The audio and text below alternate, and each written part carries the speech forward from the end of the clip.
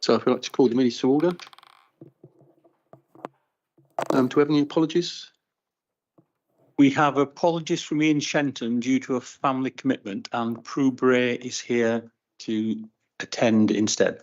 Thank you. Thank you. So minutes of the previous meeting. Have you all had a chance to review the meeting minutes? I would note that there is the written supplementary answer for Gary, and it has been passed to him. Any observations about the minutes, submissions, or any comments? Do I have a proposer for the minutes? My brains, a quick show of hands. Thank you. Okay.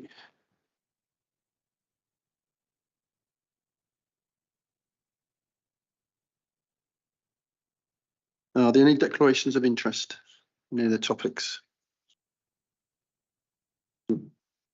Any public questions? None received, Chair. Thank you. Any questions for the members? None received, Chair. Thank you. So we go to our first topic, which is on page 17 and 18, medium-term financial plan, strategic overview. So who's going to lead the presentation?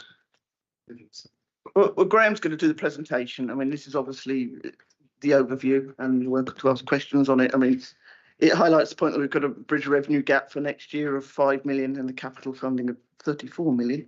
But Graham will breeze through it for you, and feel free to ask questions on it. Over to you, Graham. Thank you. There is an echo, isn't there? There is. Somebody's got the speaker on. Somebody who's in the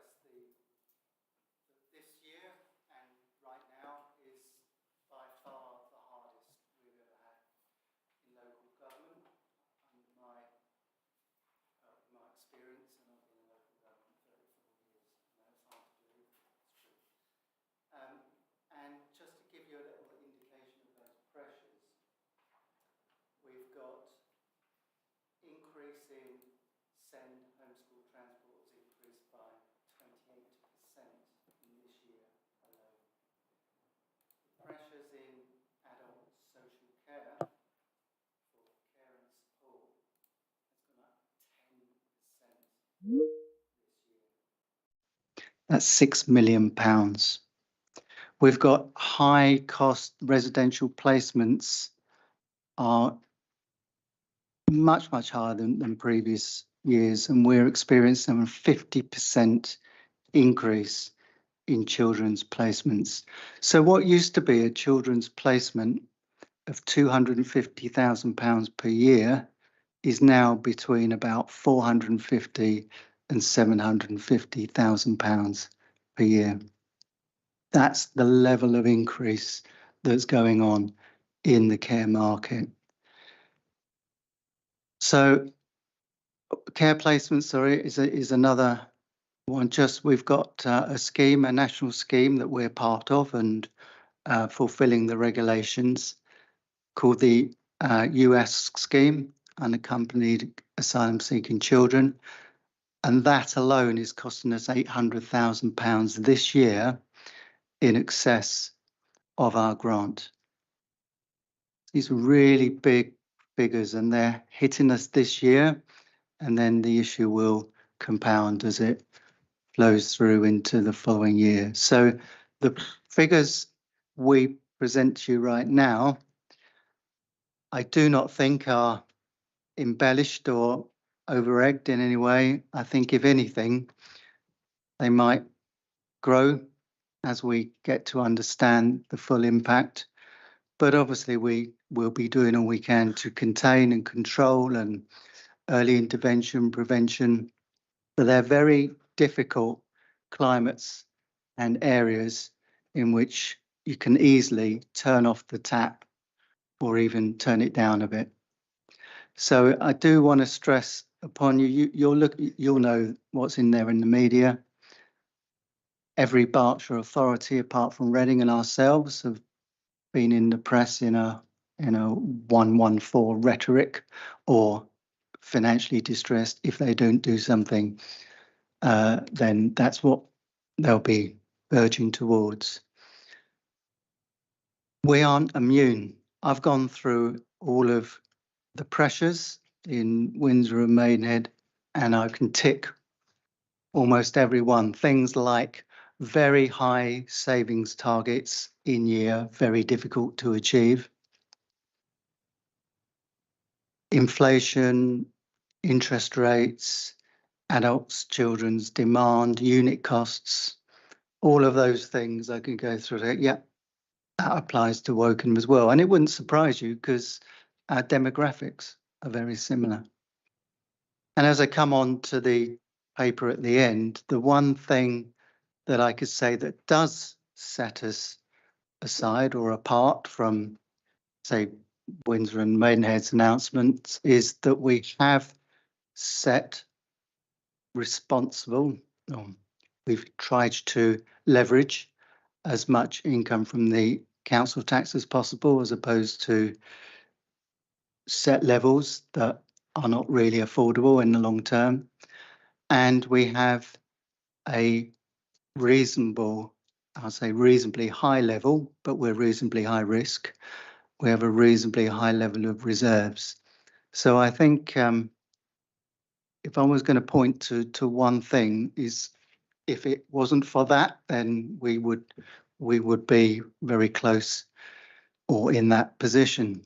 But I'm not saying we're in that position, but that's why. So we need to embark on our MTFP process knowing we are far from immune. It is pretty scary in terms of the both demand, unit costs, and the number of individuals, clients that we're receiving in mostly unavoidable areas. Yeah, so you've obviously heard stuff like this, but it does really press the point when it's not a thorough or a massive investment or a Woking that went horribly wrong. This isn't anything massively maverick or untowards. These are general business as usual service pressures that are just ratcheting up at levels we haven't seen before. So that was just going through the pages, then page 18, 19. This really sets out a little bit of context and the process, but it's, like I say, very similar to previous years, other than the severity of the context.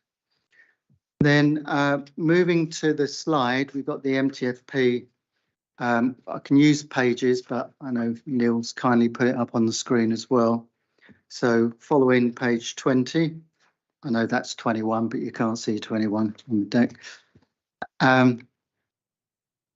Then page 22, the strategic context. I've talked about the 114 notices becoming more prevalent. And since I wrote this, obviously there's been more of that type of concern expressed around the country. We do remain the lowest funded unitary authority per head of population. That's the general grant that we get. So that hasn't changed.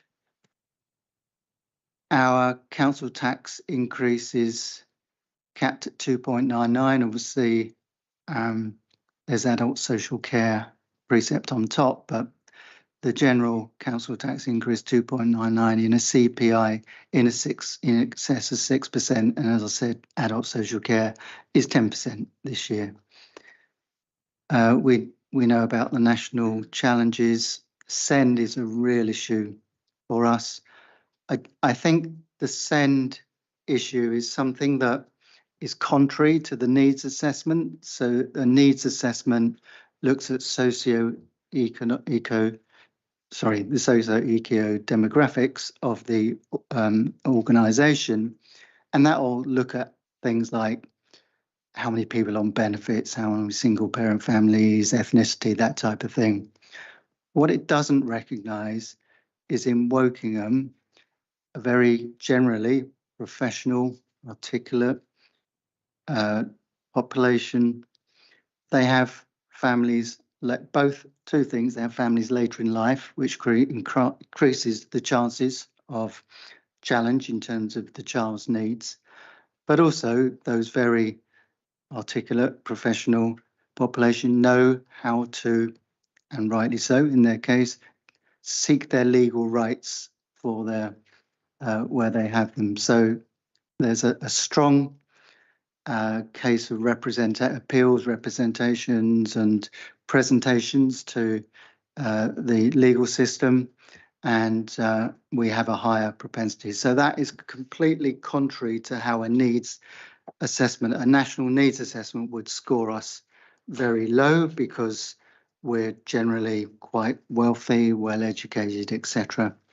But actually, in certain contexts, that creates cost escalation. So I think that's something we need to recognise as a council, both in terms of those cost pressures, but us making representations. This same is true of other spend areas as well, where the national formulas don't help us and they don't recognise our acute pressures. So housing supply is a big issue for us. Cost of living crisis, of course, placement availability in the market, that's both adults and children. And that is a substantial part of the explanation to the hugely escalating costs in children's services. Obviously, you can ask more detail when Matt and Helen come along to explain the issues in care, and of course, when we go to place and growth, obviously George will be here to take the more detailed questions, and you'll have the supporting bids.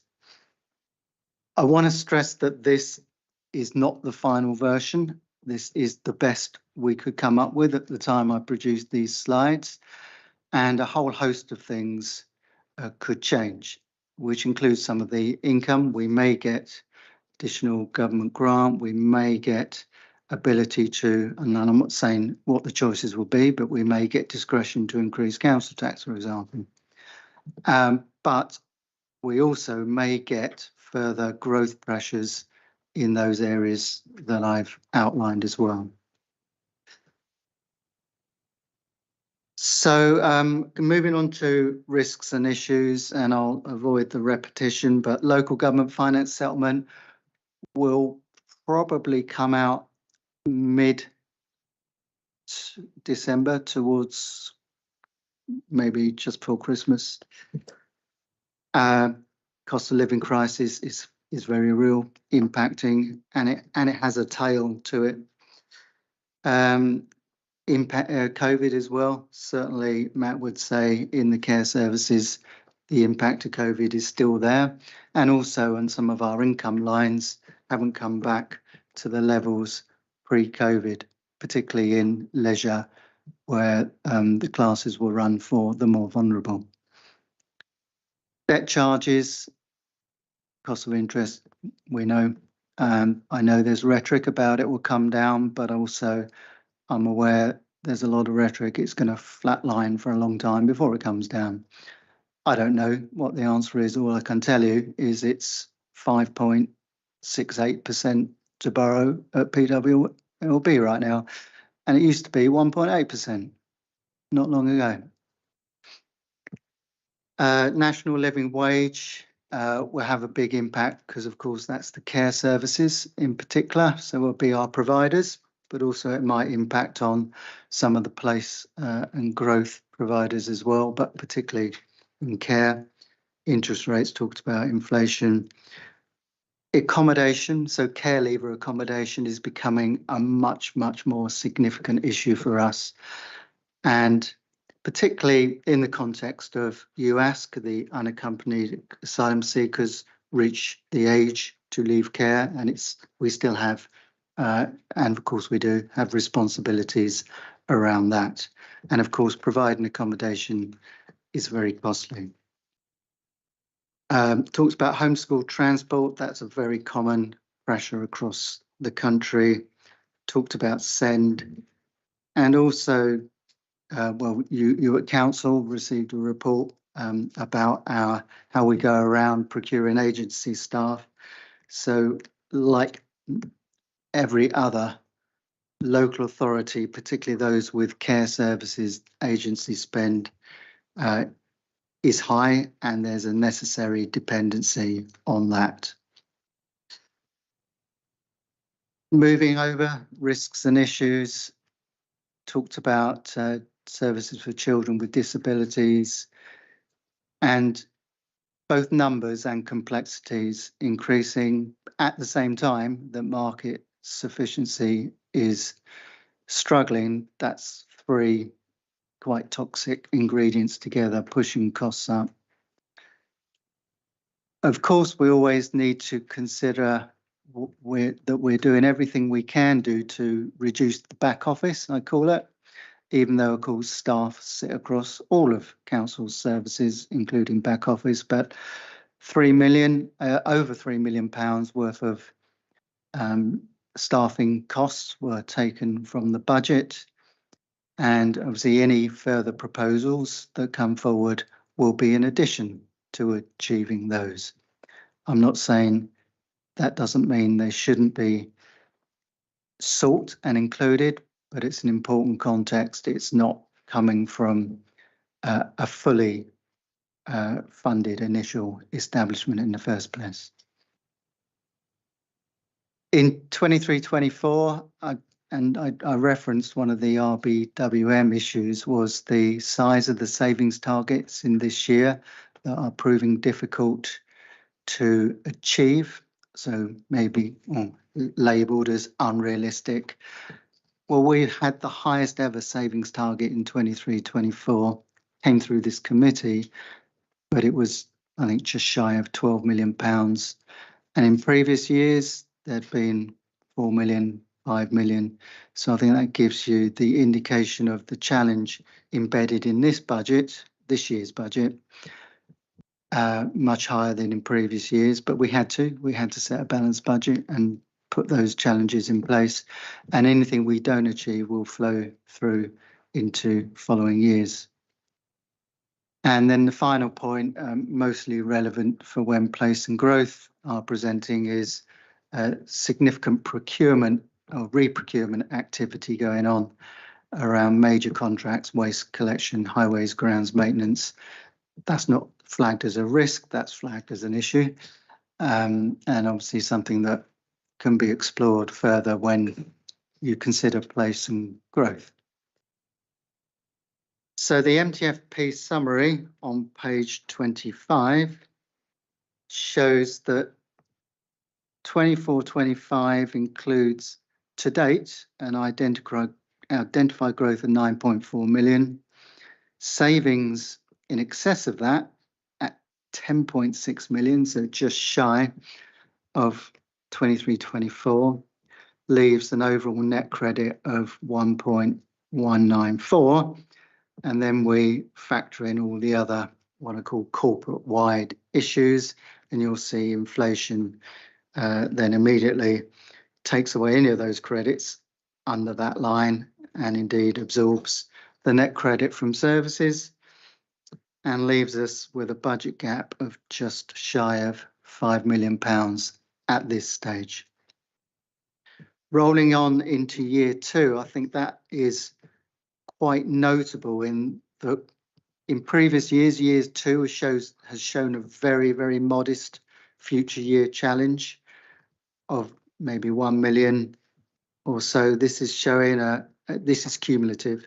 So this is showing an extra 5.5 million additional pressure at this stage if we covered everything off in year one. And then year three adopts the trend I would normally expect in year two, where it then plummets to a £1 to £2 million challenge in the following year. So this is showing year one is really difficult, and year two is pretty difficult and unusually high for a year two at this stage of the process. Over the page is a summary of these special items, and just so people understand, special items are one-off pieces of money. So it's a bit like capital. So when you go for capital, you go for a scheme and you ask for a couple of £1 million or what have you to build this scheme, then it stops. And the same is true of special. It doesn't fund the ongoing costs of service. It funds, say, a special project team to do a piece of work for a period of time, and then it stops. But that shows it's pretty sizable in 24-25 at £4 million. Obviously, that's funded by reserves. So, of course, the more we can keep that down, the better the reserves position. The timetable shows you the order of procession. So today we're doing the strategic overview. So this is kind of just really getting us warmed up for what will come at the end of this month. Will be the chief execs and resource and assets, capital revenue submissions, and place and growth on the 14th of November, adults and children on the 19th, and then 16th of January we'll use to address any late changes and bring those back as best we can. And then you'll see soon after the 16th, the paperwork's on its way towards executive and council. The final page, page 28, is the capital summary. And like I say, all the bids will be accompanying these. So you'll see adult social care taking year one, 16 million, children's 39. It's a total of 312, but the new bids, so already the 228 is in the capital programme, and it's just been reprofiled as we do. Quite often a capital scheme isn't nicely situated in 1 year. But the new bids coming through are identified there. So 84 million in year one, 80 in year two, 55 in year three. You'll see that there's a significant funding gap of 23 million. That must be zero at the time we present a capital programme to council. A major piece of work is going on around the South Wokingham Distributor Road. Discussions with Homes England and the developers to see if between them we can find money to help bridge that gap. So a note is recognised around that. And of course, all of the schemes that are being put forward are being looked at very closely in a kind of a must-have context, when clearly you can see 34 million shortfall over 3 years. We're not in the position of let's say desired schemes. We're very much in the place of must-do schemes, unless of course the money can only be used for one reason and one reason alone, in which case of course we'll do that because we're not going to give it back. But where the money is general capital resources, we have to be particularly hard-nosed. So I think I'll stop at that point and hand over to yourselves for questions. I'm sure you have some. Anybody with questions? Pauline? Thank you. Just to start off with a few. It is on. Yeah. What's your assumption on inflation? Can we have the base budget as well as the increase and decrease? I think we asked for that before last year. In that you can't actually tell what's going on because all you've got is growth and savings. You haven't got the base figure, so you don't know whether it's significant or not. Third question was on children's services. Am I right in understanding this as you're going to save 1.2 million next year and then increase spend by 7 million the year after? It seems strange profiling. So that's on that page. I'd like to know what the one-off special items actually are. I presume we might cover that later. And the capital expenditure. So the 228 million that you're rolling forward is already in the budget for this year. So you're rolling the cash forward from this year to next year, are you? And is that 312 the only capital spend? So actually you're only spending 84 million of new money. The rest of it's rolled forward from 22, 23, or have I misunderstood? That's probably enough for now. Okay, okay, I'll answer those. First question was on inflation. So we're talking, just for everyone's benefit, we're talking about the MTFP summary here that appears after risks and issues, and it says 11,254. Yes, I know, I'm just helping everyone locate to the point that I'm going to answer. In there, we have pay award at 4%, and we have adult social care inflation at 5%. It's either 5 or 6%. I need to check that. I think it's 6% adult social care inflation. And the rest, so they're the two clear ones that I can give you. The rest is a combination. So I can give a summary, as I did previously, of the breakdown, and it will look quite similar to the breakdown I gave you last time. Big chunk comes off for pay award, big chunk for adult social care, and then you're left with 3 million or so for almost everything else. And that isn't a straightforward percentage. It's using previous year's trends and obviously the type of contract that's in place, that type of thing. And I can tell you that the pay award that we provided last year wasn't enough. So the shortfall will need to be picked up within the 4% next year. I've already mentioned that adult social care inflation's 10% this year, and we didn't put, I think we put 6.5 in last year. So we've got that compounded issue. And the inflation this year has been a real challenge to work within. So I'll break it down and I can give you the story behind each line. On the base budget, the request for the base budget wasn't on the summary, it was on the individual bid templates, and the individual bid templates have been adjusted so that they incorporate the base budget comparison, so you can see the enormity of the change up or down. Would you mind coming back with it on the summary as well, please? Yeah. So we know roughly, it doesn't Yeah. have to be accurate to, you know, to the nearest million's fine. Yeah. Okay, no, it's fine. We could do it reasonably. That's fine. It's no problem. We could do it on the summary. Yeah. The question of children's services was the growth. So the growth is 3.6 million year one, saving 1.2.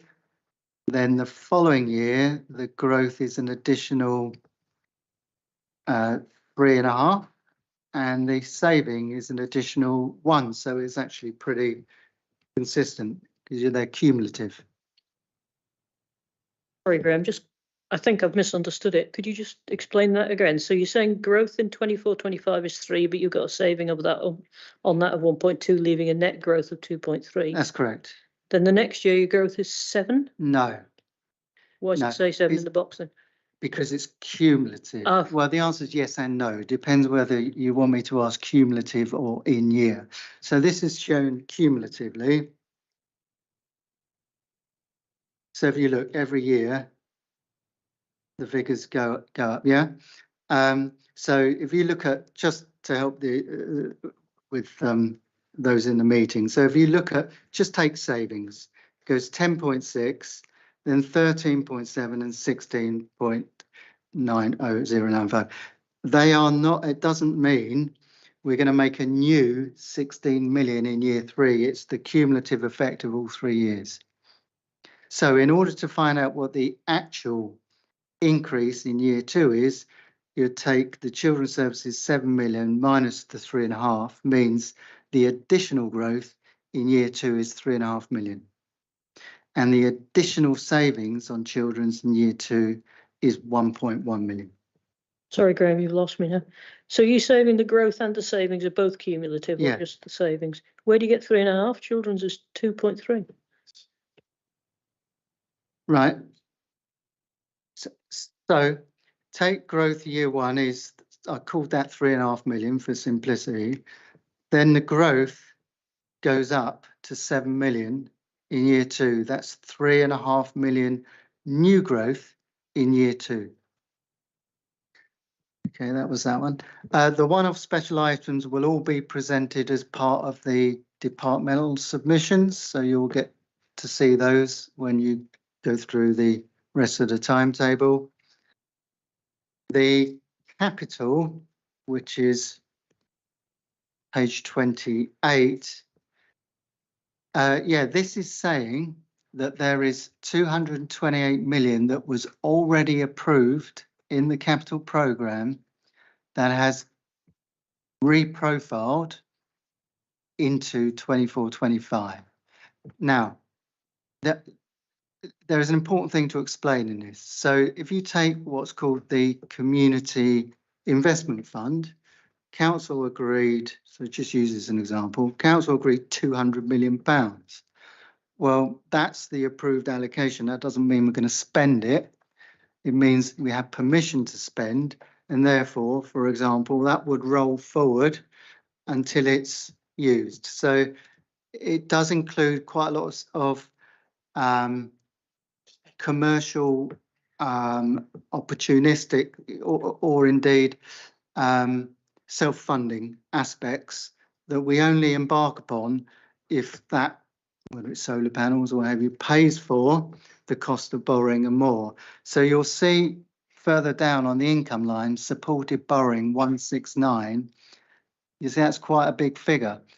That supported borrowing is effectively whatever scheme we go into pays for its own capital financing costs. Therefore, if the expenditure drops away, the income drops away as well. Where does the cash come from?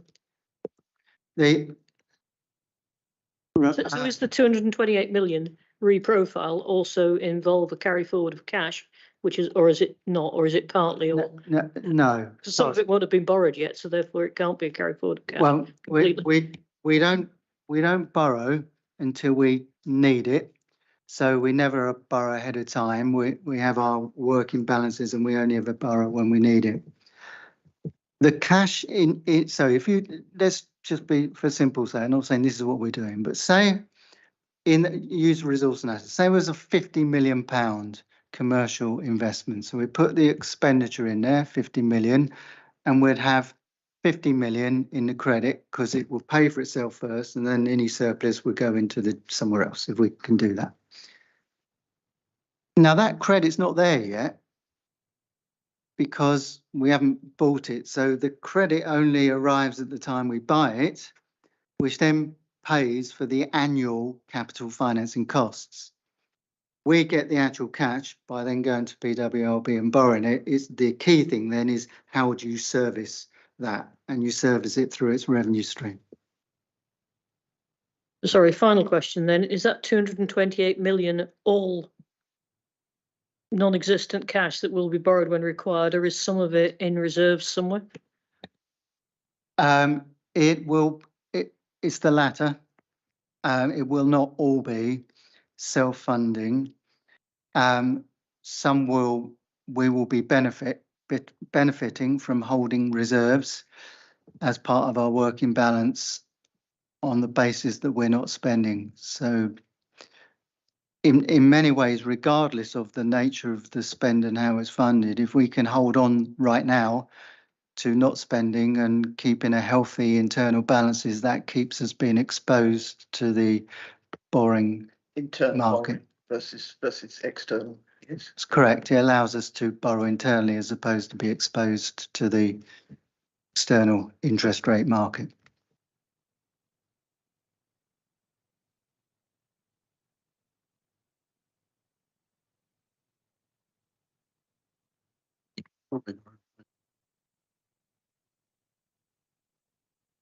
Is it Charles first? Charles. David, go for it. Thanks.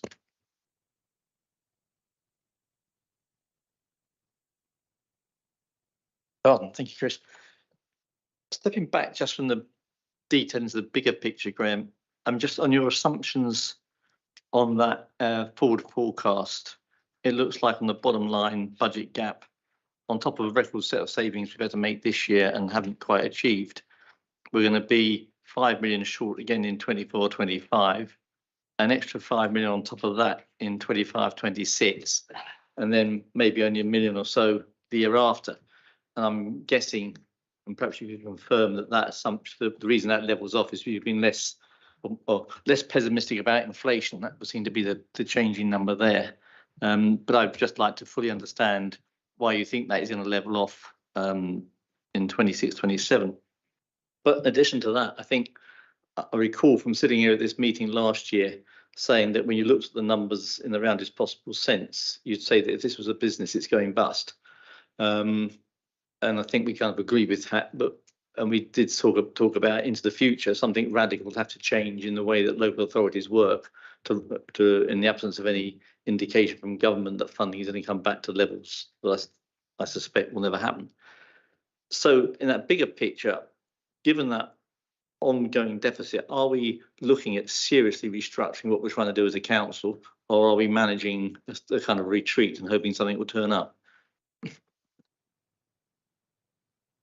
I'll start on the form and then I'll hand over to Imogen, who might have some thoughts on the latter.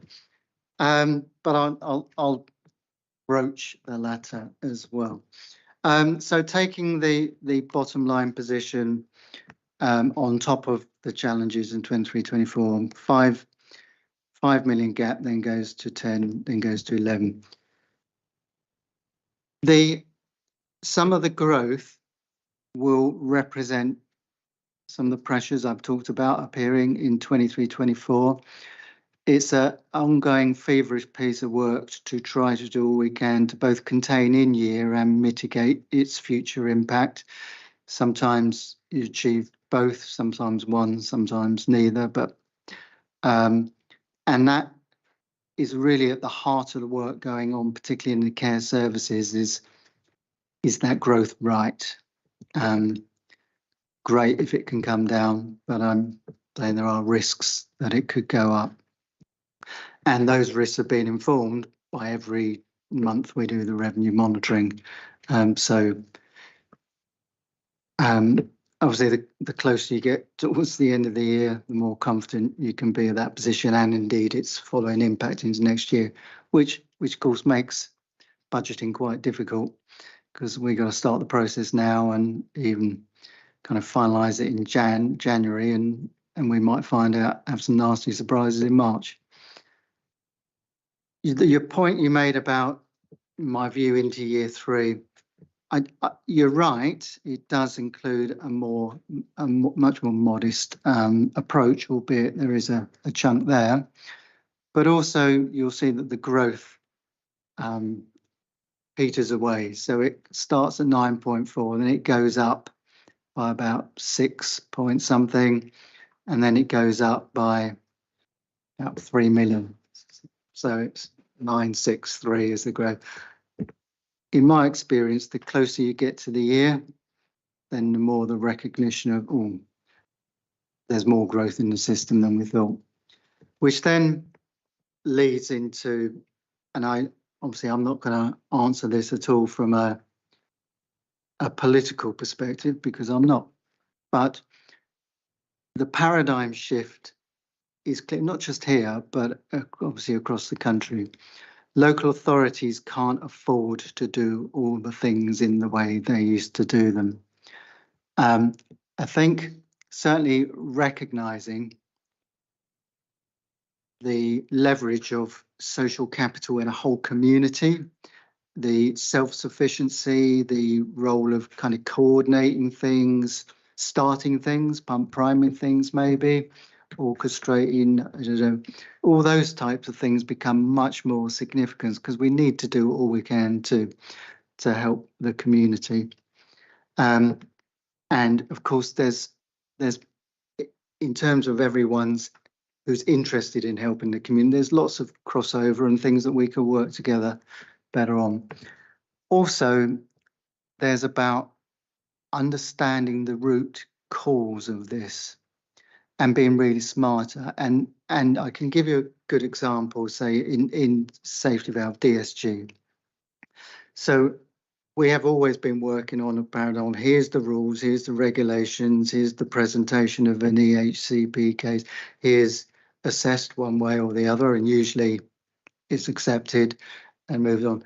If we can get right at the front end of this and understand children who are absent, for example, why are they absent, where, why, what can we do? Is there maybe something we can do to help that then sets you off on a positive trajectory, and therefore you don't get the sense of the ultimate need prescribed through law, but we can find better ways of supporting you, more cost effective, and maybe you feel more integrated in the community whilst that's happening. That's a much better, lower costs solution. So I think certainly, let's say the public health agenda, getting upstream, early intervention, prevention, self-sufficiency, and doing all we can and working with our partners in that way, for me, has to be the way we go in terms of making what seems to be an impossible mathematical equation work. But in all that, there's kind of, we all as a community playing our roles have to kind of rethink and rework. I'll hand over to Imogen now. Right, okay, thanks. I think the importance is every councillor in this council, we have the responsibility of ensuring that we come up with a sensible budget for next February.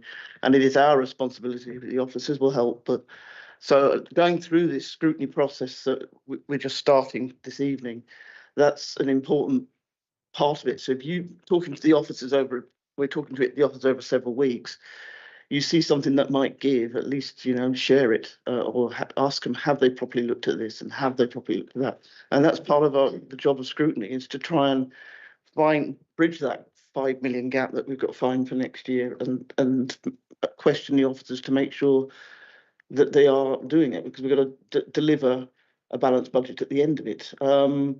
Obviously, the officers will be looking at their stuff internally and they'll see things, okay, maybe we don't need to do that now, or maybe I don't need to do it that way.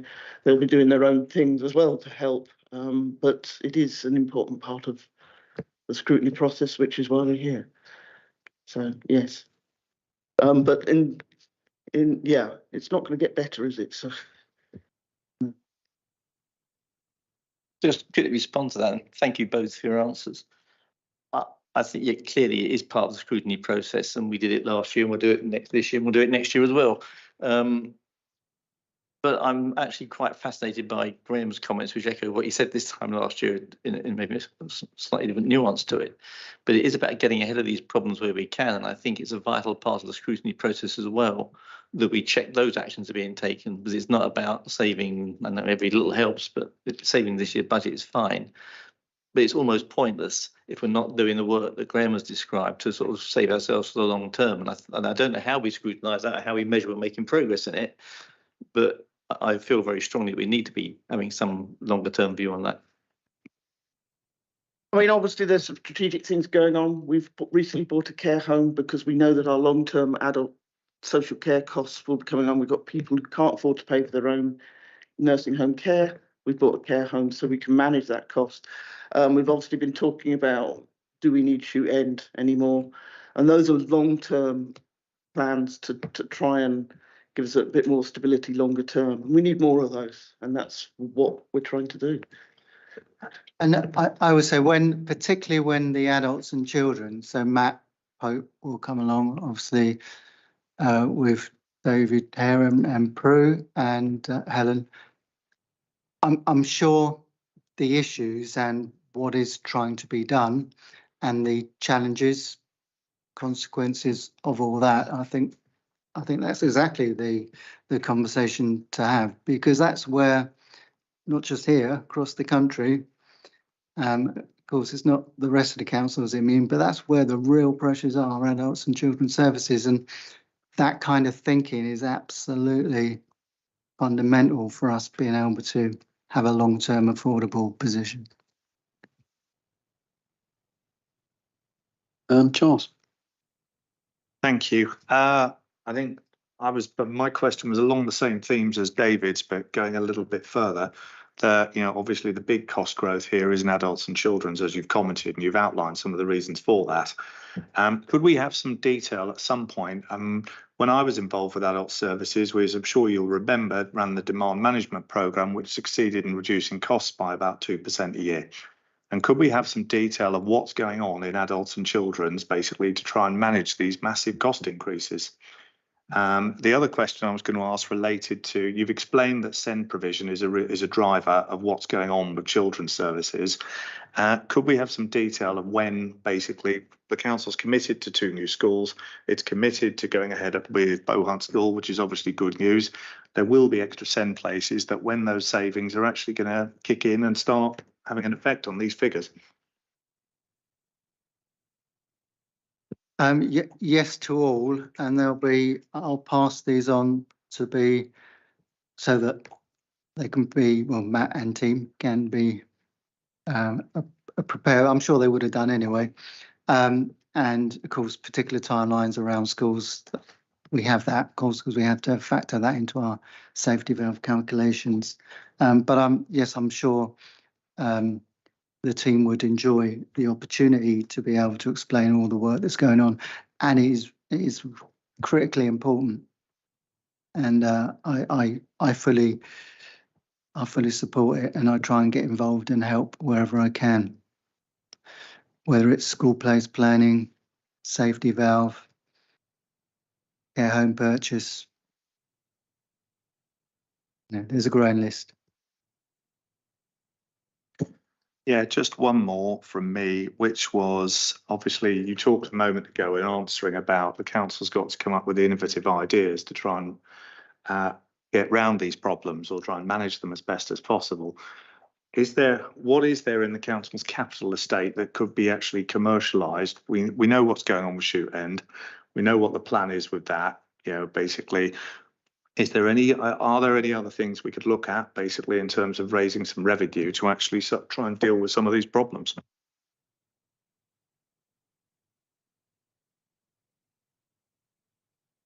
Well, from my point of view, in terms of the property assets, it's something that we're constantly looking at, and what we're going to do. Can we turn some of the things into housing? Do we want to keep things as sell them as housing? Do we want to keep them as rental? Those things. But I'm sure there's other areas. I mean, I can only really talk about the financial areas, but I'm sure the other areas have got their own thing going on. And these are questions to ask. What in your area can we commercialise? Can we do more with leisure and leisure facilities, for instance, which I know Graham sitting here is interested in, but those are all questions that you need to ask.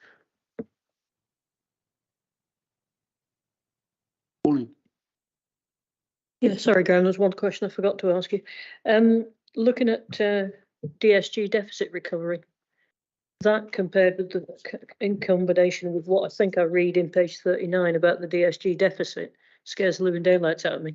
So am I reading, I know we're jumping ahead, am I reading page 39 correctly, that that's the current deficit? And these figures are to try and reduce the deficit. I don't quite understand why one's positive and one's negative, but maybe you can explain that to me. And the final question is, how can we get control over it? Because as far as I understand it, we've got no control over the DSG. It's just a blank check, somebody else fills in and then we pay the bill. So I'm just wondering if you can enlighten me a bit more on the DSG and also explain those two figures. By all means, I just want to check. Do we want to wait till we get to this paper? and Yes. Answer the question. I'm quite happy to wait. I'm also concerned that Prue's obviously going to come with children's Yeah. services later on. She just Yeah, happens to I'm be quite here happy to today. wait about that figure, but can you just give me a bit more on the DSG and what we're doing to actually control it? Yeah, me and Prue can answer all those questions. Just when do you want us to answer those, Chairman? Yeah, if I may, just one sentence, which is that is what the safety valve programme does. At the end of 6 years, we will end up with a 0 in-year deficit and a 0 overall deficit. But there's a lot of bumps along the way. Thank you, and that's great, Prue. Thank you very much. Then the final question is, can you explain why there's a negative and a positive figure with the same number on them? Sorry, are we, Yeah, we're on the final report. sorry, have you moved on to the other report? So Page 25. Page 25. Right, okay, we're on a combination. She's asking a question on the reserve Okay. report. So there's page 25 and there's page 39. Okay, so what we're talking about is the line labelled council tax 1% DSG deficit recovery. Yeah. So Annual contribution. yes, yeah, I was sorry. Okay, so that represents, oh yes, yeah, sorry, that represents the 1% income from the council tax, and then the fact that that 1% goes straight into an equalisation fund. That equalisation fund is on page 39, and the residual amount in 23-24, having had a contribution of 1.3 million, has utilised £1 million, or is forecast to have utilised £1 million in the intervention work required in year under the safety valve programme that Prue explained. The deficit is 21 million after taking into account an £8 million contribution under the scheme. So it would actually be £30 million if there was no contribution under the safety valve scheme, but there is, so it's £21 million. It rises to somewhere between 45 and 50 million at its peak without any safety valve contribution. And then at the end of the period, it's just as Prue described, the actual in-year P&L is 0, and we have accumulated enough money in the safety valve over the period of contribution to contribute at pretty much the same level that the government will have done in order to cover off the accumulated deficit. It is not without its risks and challenges, and although I'm wholly committed to the safety valve programme, I think it's fantastic that we're in there. If we weren't, I would be desperately worried. And I think the work that's gone on is great, but it is risky. Costs are high. It's a lot of legislation in this, and there's lots of work to work as a genuine system to all play our part, which includes schools, obviously, but health as well. So not all of this is in our direct control, and of course, working with the independent providers as well. If I may, just before we carry on, Norman, seeing as the two topics seem to cross, and I know you were looking forward to a coffee break in between, but are you okay to go into agenda item 41? Do you want to go straight into that? Straight into that? Rather And bins afterwards, okay. and bins at the end, yeah. Yeah. I think we're in the flow for this. There's This report covers lots of different areas. Yep. So it can be taken separately. As you just mentioned something across into that. Okay. Norman. Thank you. It was really on the capital summary. I think I've made this point before. We've got this carry forward from one year to the next, which could result in money in the bank earning interest, but some of it can also be things that were to invest to save or invest to get an income. So when we look at the capital items, it would be useful to know what the impact of reprofiling is on those sorts of things.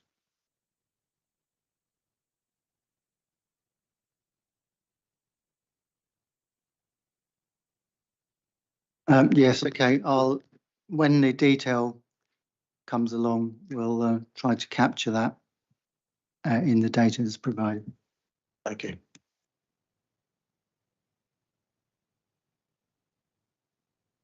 That's your nameplate. Thanks, please. Thank you, Chair.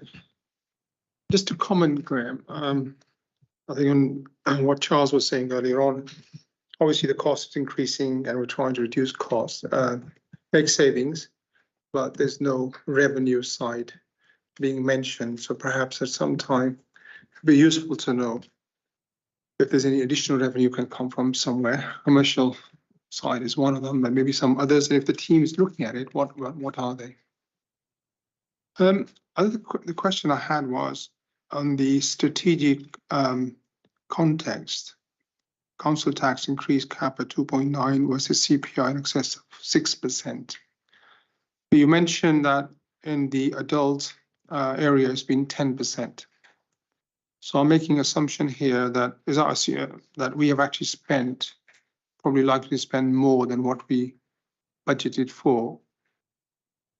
In that case, what is the discrepancies likely to be, and where is that money going to come from?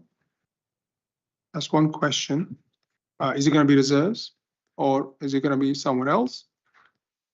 Secondly, would it be useful to just remind us how much do we have in the reserves? And the third question was on the risk and issues on the last page. I know considerable staff reductions made in 2023-24 in excess of 3 million and further proposal in 2024. So is that the staff reduction is because those roles are no longer required, or we are asking the staff to do more with less? Okay. So if I go right, so we've got the adult social care question, inflation, the staff reduction one. Did I miss a question? Was that? Reserves. Oh yes, reserves. Yes. So sorry, I got distracted. Right. The adult social care, we provided, yes, I think 6.5%, something like that, and I say it's nearer 10. I think we're talking a couple of £1 million in terms of the pressure that's coming out as a result of that. And the service are doing everything they can within all their choices they have in a very substantial budget to manage that down. But there was a highlighting of an overspend in first quarter, and I would expect that to increase given this growing pressure. So it will be, what will be highlighted in the revenue monitoring report will be the elements that can't be contained by any work outside to reduce other costs, or indeed lever in additional grant to offset that pressure. So that's where that is. On the staff reductions, it's a combination of things. So we introduced something called a vacancy factor, which means through natural churn, we will hold X% of the establishment vacant at all times. So we'll either not fill at all a single post or hold it for 6 months and then fill and then do the same for another post or what have you. So in that is a bit like doing more for, doing the same or more for less staff. That's what that plays into, because we don't agree any service reductions or anything internally or externally. We just get on and make it work. It also had some identified posts in there in the budget last year, and that would indicate that we're not going to do this level anymore. They're specifically agreed reductions. So it's a combination of both, but it's mostly was about actually taking a salami slicing and carrying on and trying to do everything we did previously and more. On the point of general fund reserves, that was reported in Q1, that was reported publicly, and it will be reported end of this month as well. And the general fund reserves, with a forecast overspend in the region of £3 million, was 7.9 thereabouts. So 7.9 million, factoring in a £3 million forecast overspend. They're the rough numbers. Sorry, can I come back? Yes. 7.5 approximate reserve we got at the moment. That's Sorry, say that. 7.5 million reserves. No, the general fund reserves forecast at the end of this year, I think, given the level of forecast overspend, actually, which I think was about 2.8 from memory now, was about 7.9. 7.9. Okay. Just on the the 10% I mentioned regarding the adults. You said overspend is going to be probably a couple of million. Any early indications? Are we talking about 2 million, 5 million? Oh, 2, sorry. That's what I meant. Just to get a scale. idea how much are we talking about? In the region of £2 million. That could make a lot.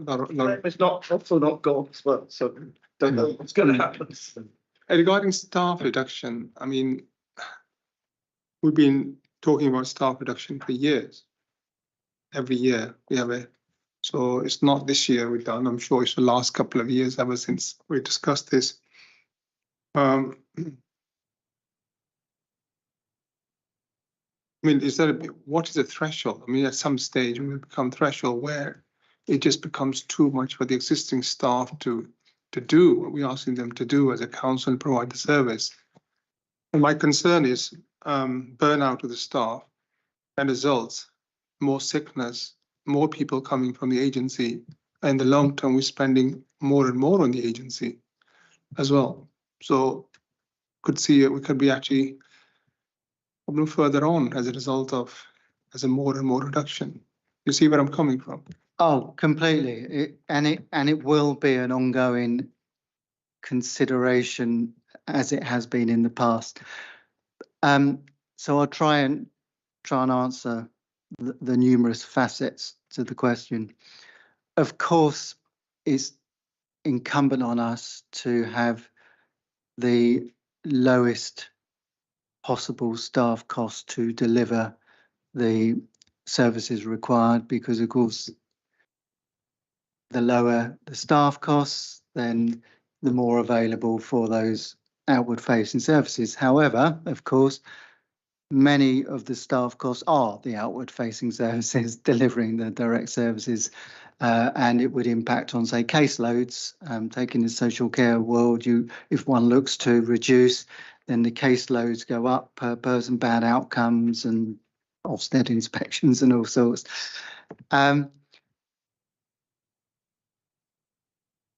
And in terms of pushing, so there will be times, I'm sure, that we will, and we have in the past, cut too deep. And a really good example of that is the 21st Century Council had £4 million savings. It's actually stripped out an awful lot of back office. And I'm not saying it's all wrong, we shouldn't have done it, just saying this was what happened. And it had a too greater assumption on self-sufficiency, whether it's finance, whether it's HR or what have you. And we found that the organisation has suffered badly by cutting too deep. And so we've had to put back, and you'll see previous growth bids over the years putting back. So it's getting the sweet spot right, which is always going to be a challenge, and you have to move with the times as well. If, for example, the size of the capital programme is reducing, then all those that are supporting it should reduce as well. Or if the aspirations in areas go up, then you need to flex and expand. And when we're always restructuring, right now, right across the organisation, there'll be lots of services that are reconfiguration, trying to make the best use of technology, trying to make the best use of what the smart way to work is in other respects as well.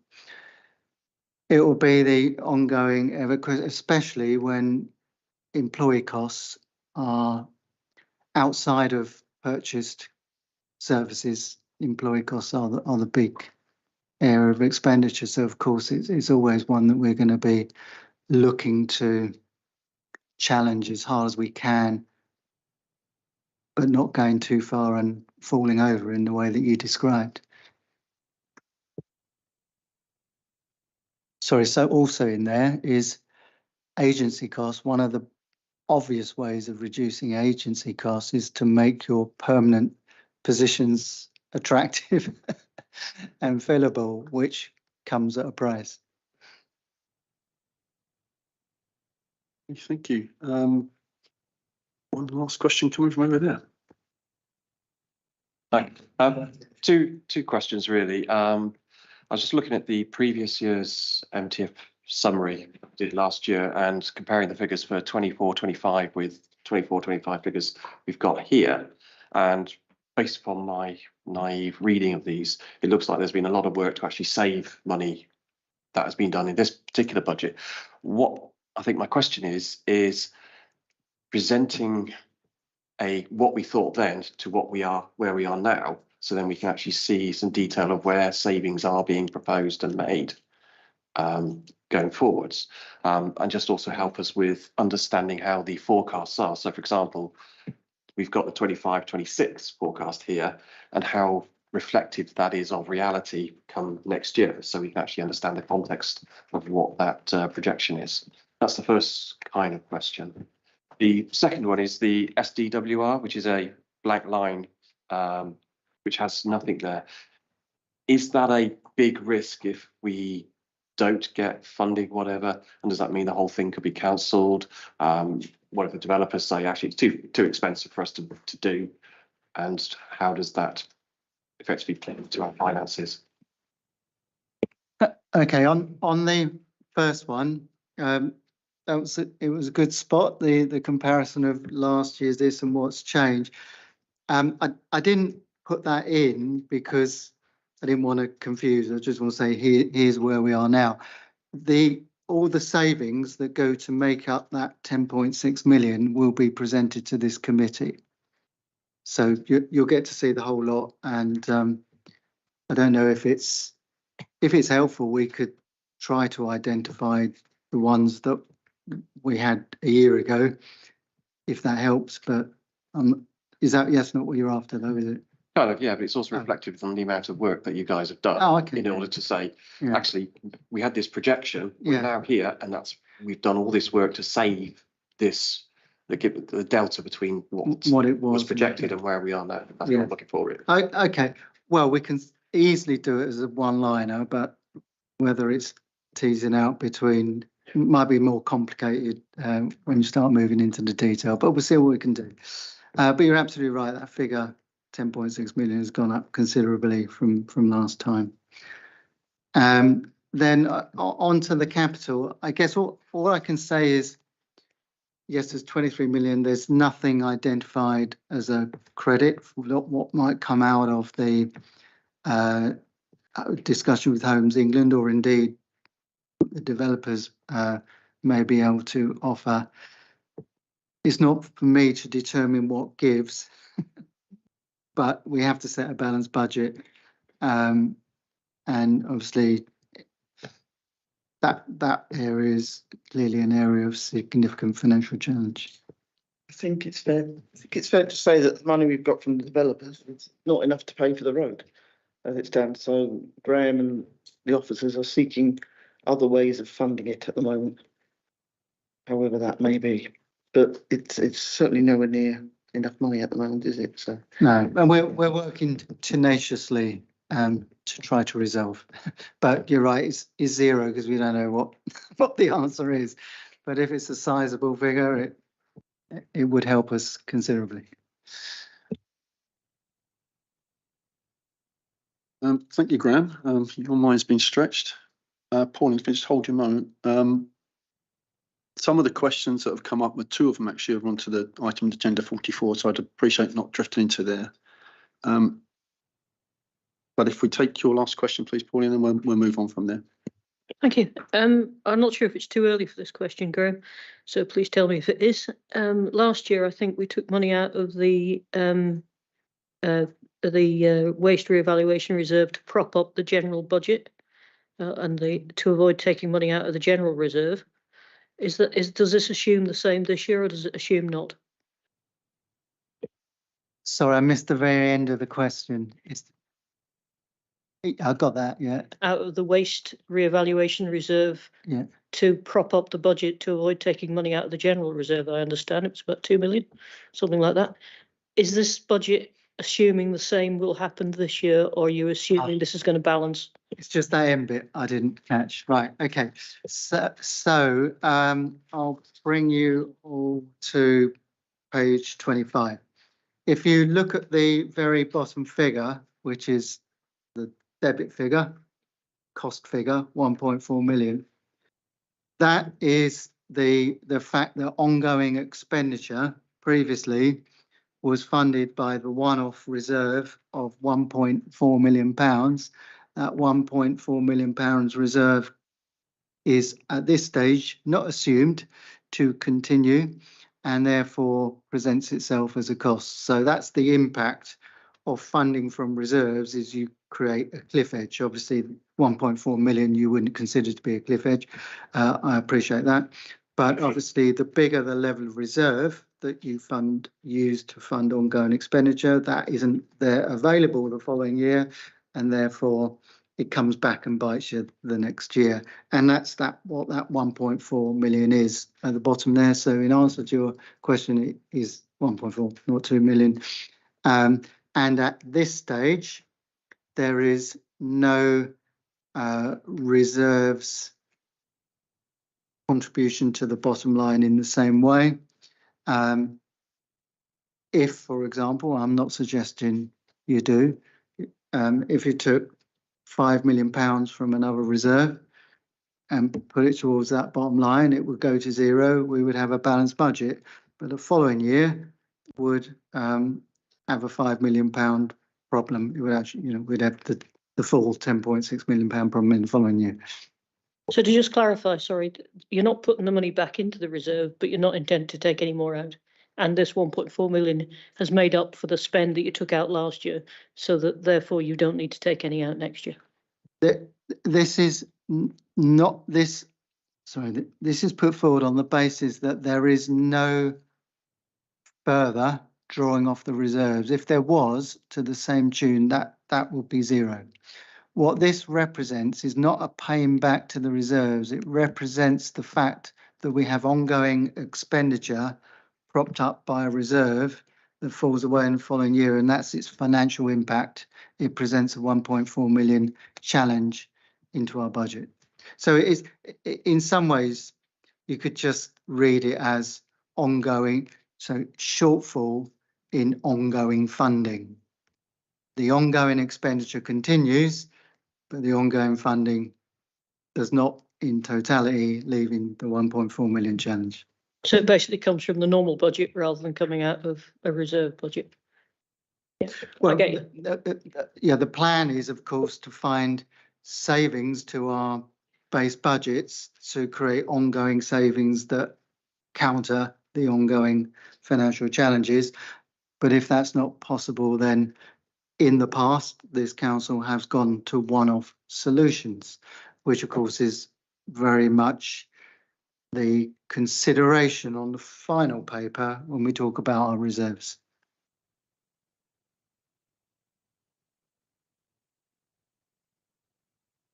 There's no hands, great. Okay, so Graham, thank you very much. I wouldn't have been able to state to come out with all that from my memory, but I do appreciate your input. So yes, as an overview, it's been good. I do appreciate it. I'm sure everybody else does. We are looking forward to the more detailed input at later dates. So I would propose that we recommend that we accept this. Is any a proposal for that? Thank you, Pauline. In favour? Thank you, and thank the officers for their efforts as well. So we take a break from finance for a little while. So if you do want to disappear for a coffee, you're entitled to it. And we move on to item 40.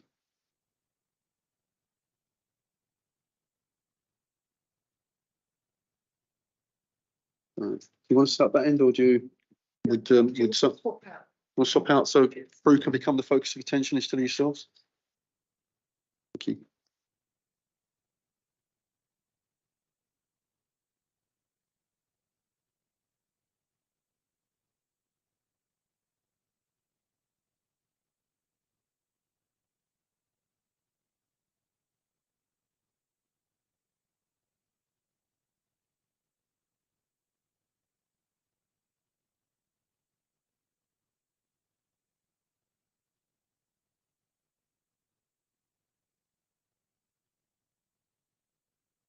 And who wants to be the guinea pig taking the lead representing this? Thank you very much.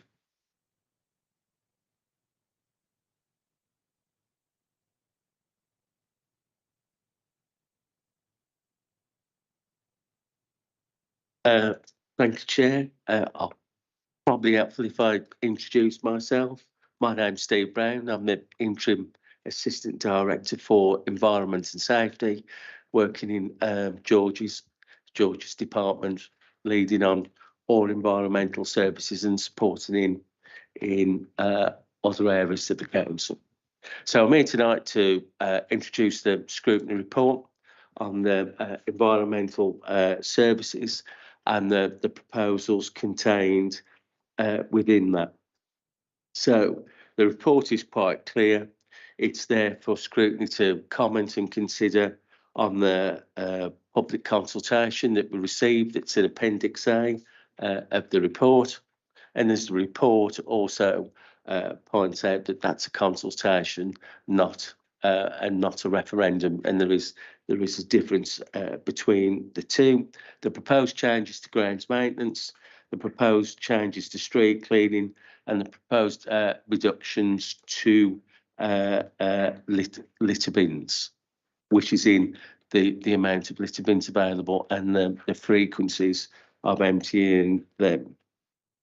It's important really to note, and as to the reason that we're here, that, you know, not so long ago, these savings were brought forward and probably weren't done in the most optimal way. And we thought it was important to bring these proposals forward sort of properly and thoroughly and rigorously as well. So that's why we've embarked on the sort of consultation, coming to scrutiny, and ultimately a report to the executive on the 26th of this month, and inviting scrutiny to consider and comment on the report. It's probably useful as well contextually just to not consider this report in different or in isolation to the report that Graham's just delivered. Those issues, those pressures, those motivations, and the requirement for recognising the financial situation that we're in, and weaves, you know, quite closely through this report. So, you know, Graham's already alluded to the, you know, predicted overspending year of circa 3 million in the savings already taken out of the council's finances to provide a balanced budget position, and this report is one of the contributing factors towards that. There is a need to balance financial realities with the public expectations, as well as the level of services that should be provided, and there's always a sort of a tension and a nuancing of that position as well, and this report attempts to pick up that. So there are savings that this report identifies, which is around about sort of 190,000 in year and 295,000 for the new financial year. The obvious question within that is if those savings aren't realised, they will need to be found, and they will need to be identified from somewhere else, and that will be the obvious question to address. Next year's savings and where we are in the financial year in the early part of October, the pressure that would face and the difficulties in identifying where those savings could come from to realise that financial saving in the new financial year could be difficult for the council. Page 9 of the report clearly sort of sets out what the proposals are, and those proposals would be derived through two of the council's key sort of contracts. So that's its grounds maintenance contract of circa 1 million a year and street scene of circa 1.4 million a year expenditure. The report also goes on to note that the discussions and the engagement that went on with some of the town and parish councils and some of the caring organisations as well. And there is a lot more that could be done in that space, and a lot more that could be done alongside with sort of business representative groups and voluntary groups that could be done. And we could do that within the existing budgets that we've got. That would require some reprofiling of existing funds, not new funds, but we could spend the same funds in a different way. So that could be campaigns, looking at sort of hotspot and local deep cleans, working with local members and town and parish councils on doing that, working more closely in national campaigns such as the Keep Britain Tidy, and again, engaging more fully with the business community as well. And we're all aware of the national debate around sort of high streets and town centres and reinvigorating local public places as well. So there is some space. There is some space in there. The survey itself had 1,650 responses, and predominantly all of those responses were Wokingham residents. Appendix A of this report clearly lays out the feedback from that consultation, and members will be able to see that. It's also probably worth noting as well that there's an equality impact assessment, which is a stage 2. So we've gone through the detail. We've gone through the detail of what we think the proposed impact of this would be, and that's being independently verified by our equalities officers. So the report does put forward proposals for committee to consider.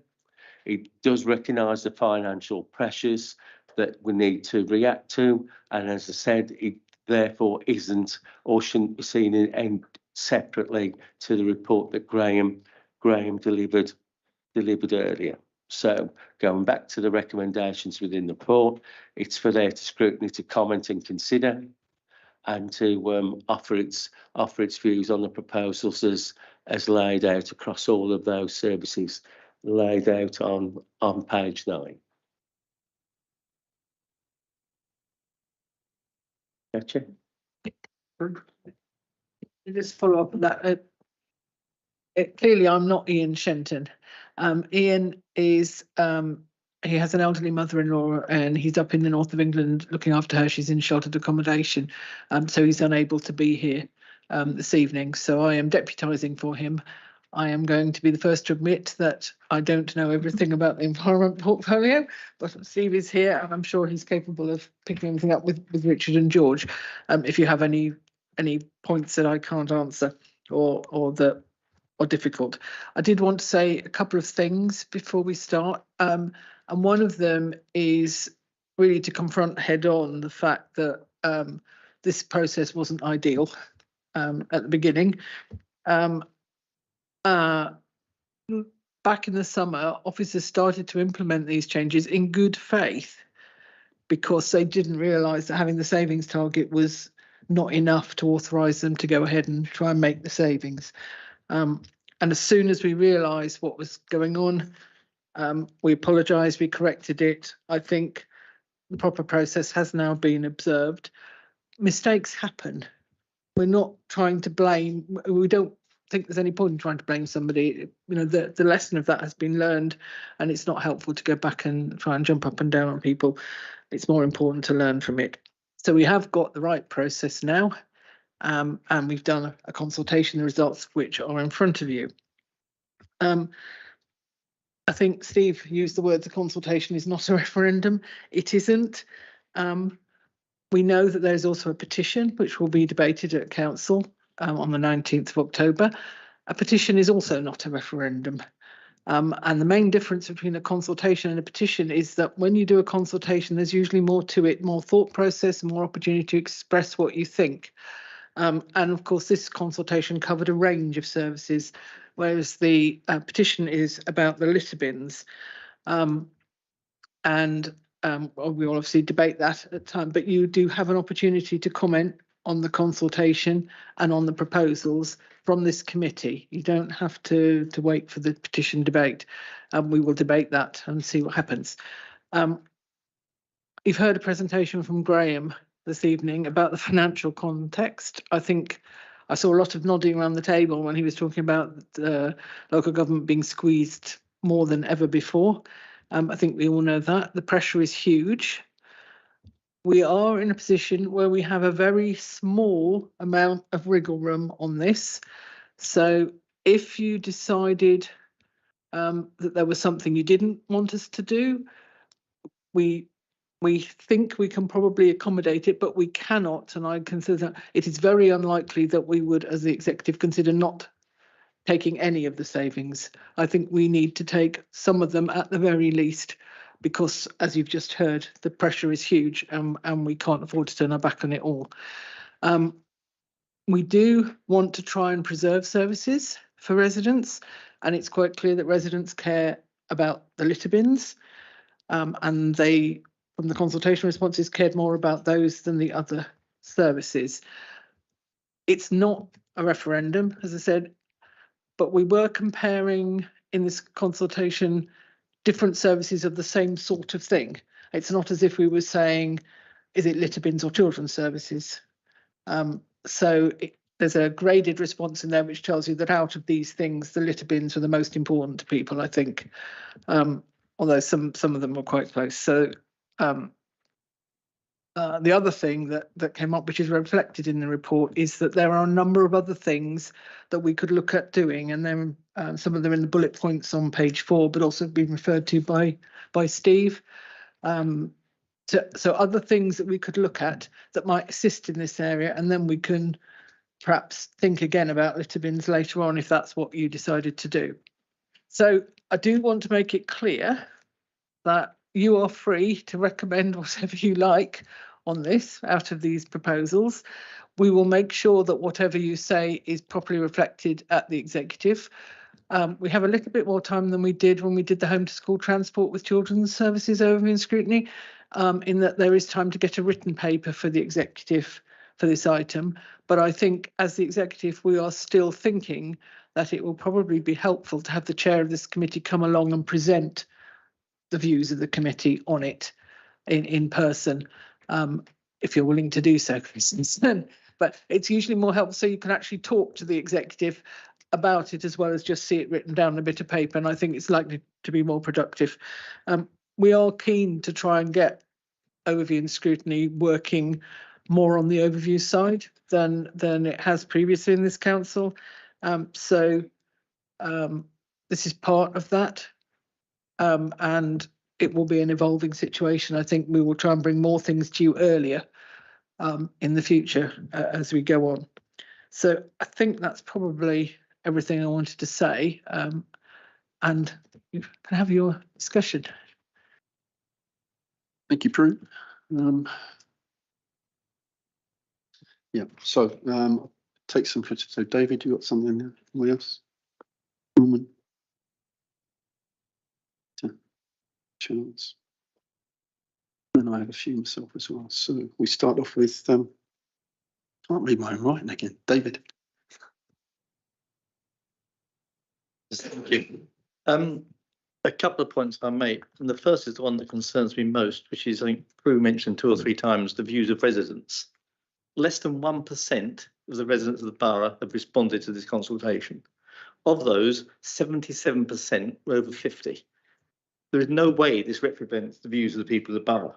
No way at all. And if people are as concerned about this as we're often told they are, 5,000, 10,000, 15,000 responses maybe. Yes, we can drum up lots of numbers on a petition if you all get aggravated about it. But I am really concerned that, not for the first time, we're making decisions based on a consultation that is just not representative, or we can't claim to be representative of the population as a whole. So that's the first point. The second one is that I would have liked to have seen some more radical thinking into how we tackle some of these issues. And I appreciate time has been of the essence and the pressures that people are under.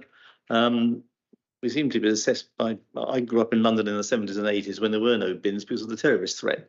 So I'm always at a loss as to why we obsess about bins. But if that is a major issue, then as part of the work in putting together a response to this, I went out looking around a couple of areas. There was one where there was 6 bins within 200 metres of each other. And these bins could be either run by the countryside services, they could be WBC, some were Wokingham Town, there might be dog waste bins. Now, I think somewhere in here, regardless of the saving, there's a way of doing this better. There has to be a way of making this simpler and more straightforward. I would like to have seen some options about, do we ever discuss with Veolia, for example, emptying some of these bins? It's not what they do household waste, but there's questions that could be asked, I'm sure, if we were going to be thinking in the radical way that we were describing earlier about the overall budget situation. So those are my 2 questions, which is radical thinking about doing things differently on all of these sort of other services, and the fact that we need to find a much better way of engaging with people if we're to make a sensible decision about what residents really want. Thank you, David. Please. I think just to come back on those points, I think every council in the land could always hand on heart say it needs to find a better way of engaging and reaching deep into those communities and finding out what the sort of the real issues are. And I think that everybody would say that. As regards the survey, it is the responses of the people that took part in the survey. And, I don't think we've ever sort of tried to create the impression that it is statistically valid and it stands up to scrutiny. It is the responses of the people that took part with all of the information that we provided around that. There were some really good sort of comments in the sort of the qualitative comments that came back in the survey, and we've sort of took note of those. And as I alluded to earlier, the discussions with the town and the parish clerks also threw some good thoughts. And there are, more collaborative ways forward than perhaps that has been done in the past that we could take forward to do that. And the notion of looking at how we can sort of utilise our contracts more.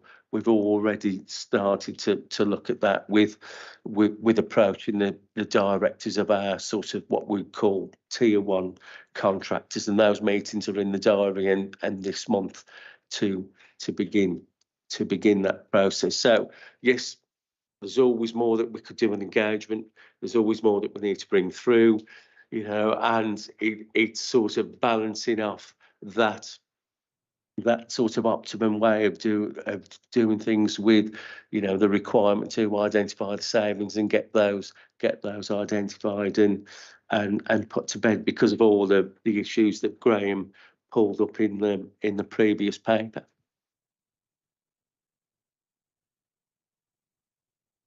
Thank you. before I go over to you, Norman, I'd like to add a comment in with David as well. I do agree with him that it's a small sample. But the only way we're ever going to get a big sample is if we make it a paper exercise, and it's an expense we cannot go through from this council because it's just not worth the effort for that. Even if it's the sort of effort you're going to put in to support a referendum, and this isn't a referendum item. So we've got to rely on social media advertising and engaging residents. So we all, at some stage or other, get onto social media. I'm sure the council does when it comes around to set these proposals for consultations. They do their own advertising, but it's something we as individuals, as councillors, we need to push as well, I think, and engage our own area. And say 77% over 50, then if they weren't paper exercises, they're all sitting on a PC, which sort of goes against the trend. The over 50s, that's us, isn't it? So, yeah, there you go. I've written my own epitaph anyway. So, Norman, please. Sorry. Hey, Chairman, just to add something quickly. David is right in the sum in how big the proportion of people who responded is, but the council has made decisions in the past based on far smaller responses to consultations, which this one, let's talk about one. The Carnival Hub. What went into the Carnival Hub was based on a survey which I think returned about 350 responses, which is not. What I would say about this is the council's reach is not as large as I would like, and it doesn't go to all the groups of people that we would want. But the fact that there's 1,650 responses to this one suggests that it's caught people's attention more than some other ones have. So I wouldn't take it any further than that. But I do think it shows that there is some level of concern, and that's about as strong as I would be. Thank you, Prue. Sorry, Norman. Okay. My apologies, Richard. I didn't see. Sorry, Chair. Richard Bissett, Head of Public Realm. Yeah, absolutely, Councillor. In terms of your point about earlier, it is looking at things differently. What do we do now? Where do we need to be? And then we can change. And we are having those conversations, not just with Veolia, but also with our other partners to see what we can do to make things more efficient. And also a bit better for the public, for the residents, and ultimately save money and improve satisfaction. Norman. Thank you. I mean, just at the start, Prue acknowledged that this process was started in July. A decision was made by the executive member, and the officers implemented the. I'm sorry, there was a press release went out over Ian Shenton's name, but no decision. So press releases go out without executive members seeing them because it went out over his name. So he thought he had made a decision. Sorry, Norman. Can I stop there, please? No, no, please. Ian's not here to defend this, and he did not make that statement, to my knowledge. Sorry, and there's a press release. If I may, Chair, I'll answer that point. I can't answer for Ian, but I do know that you use the word decision, Norman. That generally means that you've made a formal decision. At that point at which that press release went out, the people that put it out and Ian himself were under the impression that no actual decision was required. And then it emerged immediately that a decision was required, and that a decision has a kind of capital D in it in the council, and that's at the point at which we realised that something had gone wrong, and corrected it. So Ian did not make a decision because he was not told he needed to make a decision. That's, I think, where we were going wrong. So it's the terminology you're using that has muddied the waters. Okay, I accept what you say, and I agree. Decision small d was made, and then it was a challenge by Conservative members that made the process start so that a proper decision could be made, and the process now being followed seems like a sensible one. I mean, I think we need to just stop and think about what the council is for and the services that the council provides. The sorts of things that we're talking about tonight, to some people might seem quite unimportant given some of the things that are going on in the world. but actually for our residents of our community that pay their council tax to this council, these are some of the few services that some people actually receive from the council. So I think we do have to think very carefully about what it is we are about. The sums of money that we're looking to save from axing these services or cutting them relates to, perhaps as we heard earlier, one looked after child. That's the sort of level that we're talking about here, saving each year. Now, adult social care, looking after children is absolutely vitally important, but these are the sorts of services that just about everyone sees. So I think, you know, we should just pause and think about what it is we're here to do. That would be my plea. I think from my point of view, and Prue alluded to it as well, the one that is attracting most attention and anger, I think, from people is the proposed reduction of litter bin service and cutting down the amount of emptying them. And I would recommend that we do not proceed with that aspect of what's before us. I would welcome if somebody would second that, but I would certainly recommend that. So that's a formal proposal, which I'm seconding, Chris. I think that, thank you for that. And I would note that actually within the documentation, there is a statement in there in the presentation for the officers that the bins will be removed out this. So I do accept that is a proposal. And if we could put it to the vote. To accept that proposal, the bins are removed as per the report. Those in favour? Sorry, you're promoting, sorry. I'd like to ask for a recorded vote, please. You want a recorded vote? So, sorry, Peter. No. I thought a recorded vote requires 6 members standing. Is it? Right, okay, I have no objection. It just seems a bit preposterous. Sorry, before you go on, Peter, as well, I've got to ask one other thing. Be honest, you standing in for Laura? Yes, I am. Was there an apology sent? No, there was no apology sent. So, no, there has to be an apology in a sub. Was there an inform? I'm not aware. No. This is one of the questions I had at the beginning about the apologies, etc. And because there wasn't an apology for Laura, I thought, well, she's not coming. So I am at a position now, unfortunately, of asking, are you allowed to vote?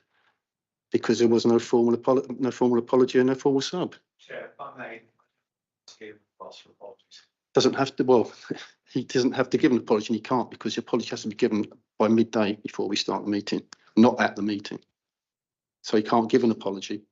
So that's my problem. If we're going to do a vote, I was quite happy with a show of hands. But if you want a recorded vote, I'm not sure whether someone can actually give that. Yeah. Zita, sorry, go on. I think this proposal a little bit early to what we're discussing here, to be honest. We haven't actually scrutinised or come through to any decision or what the recommendation is. So you're jumping the gun completely. So I would rather say, let's just defer this. Let's do the scrutiny. Let's do the proper job, not politicise this thing. As you say, this is saving a child's life, maybe. So we've got to look in that context. So let's do the proper scrutiny.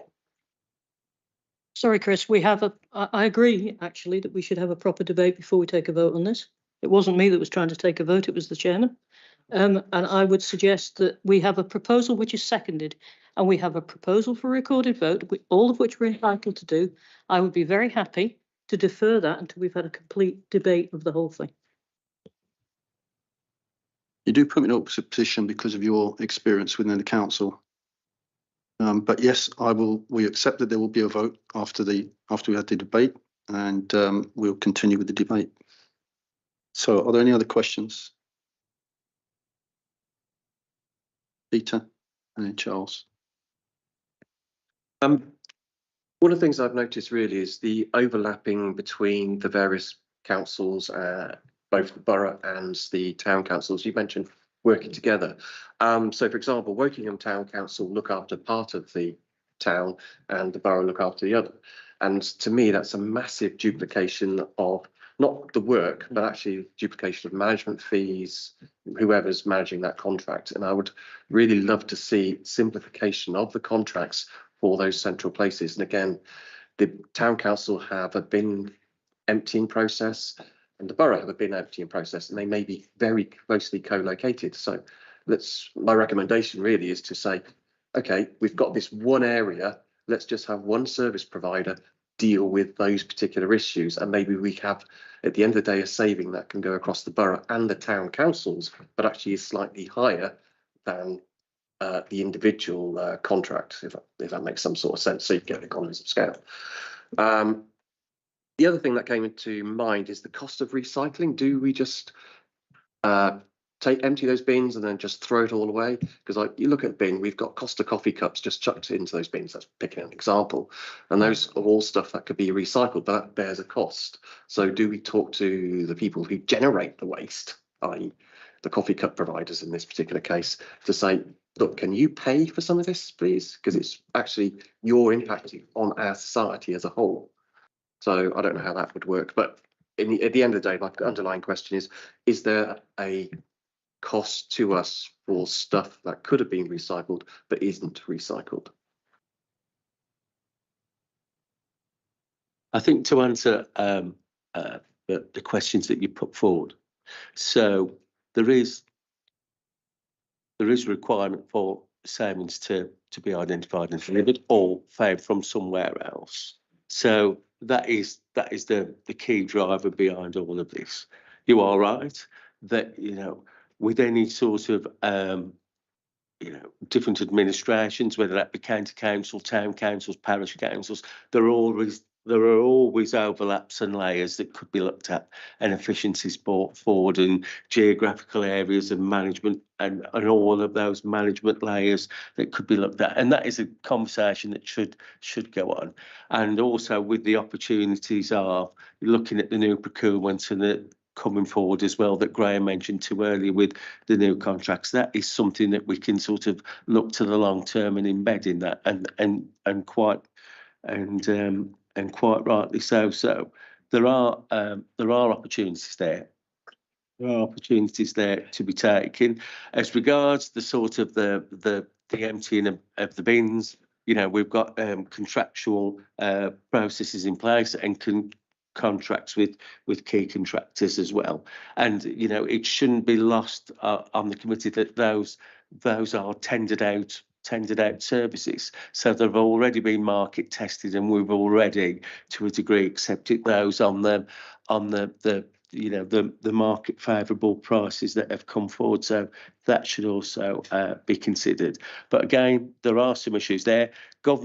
Central government, has been talking about recycling and bringing forward an end user responsibility and what that should mean. And there's a lot of debate within the waste and the recycling industry and exactly what those proposals are going to crystallise with.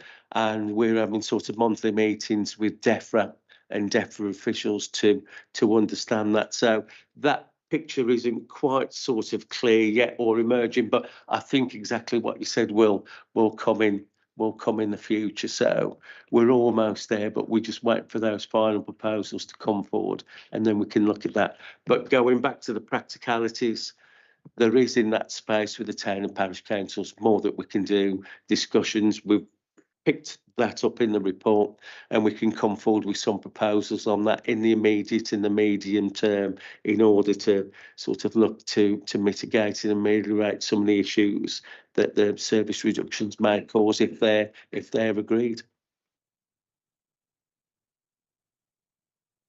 And to the other answering the other part of your question, one of the things that isn't listed in the report that has occurred to us is sponsorship of bins by the businesses, the very businesses that you cited, Subway, for example, we have in Winnersh, that generate an awful lot of wrappers and things. I can't abide it myself, but other people find it popular. So those kind of things need to be given. And I think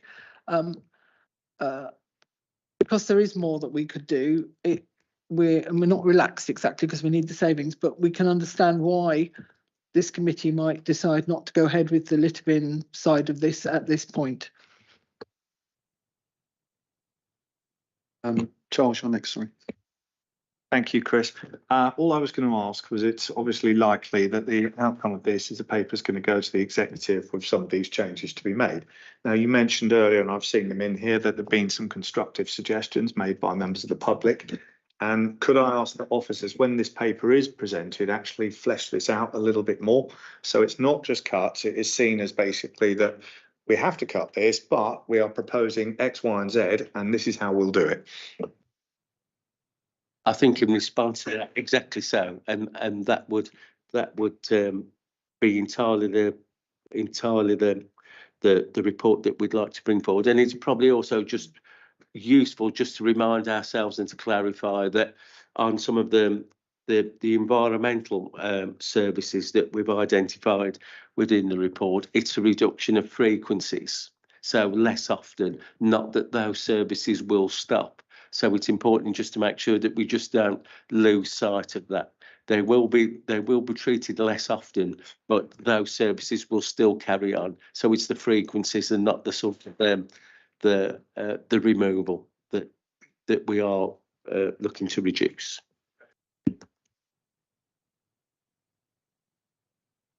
Thank you, Chairman. A couple of things. Firstly, on the litter bins, I'm heartened by what Prue's saying about looking at alternatives rather than taking bins out, because I think taking bins out would be a big mistake. However, if the executive are minded to still take bins out, I'd like them to look at the list that was provided. The list of bins that were selected for potential removal were disproportionate in Early and Woodley, and there were far less in Wokingham, number one. There were bins, most of the reasons for the bin removal in Early, for example, seemed to be that they were inconvenient rather than that they were all together or that they weren't used. So I don't think the analysis when the original list was produced was very good. So if the executive are minded still to take bins out, if you've got unused bins and there's 5 of them all sitting together, I don't think there's a problem with taking one out. But all the lists that I saw of the bins I knew were not like that. And I think there were others in other areas that might have been. So that's my first plea. I think we'll probably not get to there. But if we do get to there, please, could we look at the list sensibly before we actually do anything? Because the list didn't make sense to me. The second thing was about grass cutting. One of the issues with grass cutting, I think, is management of expectations.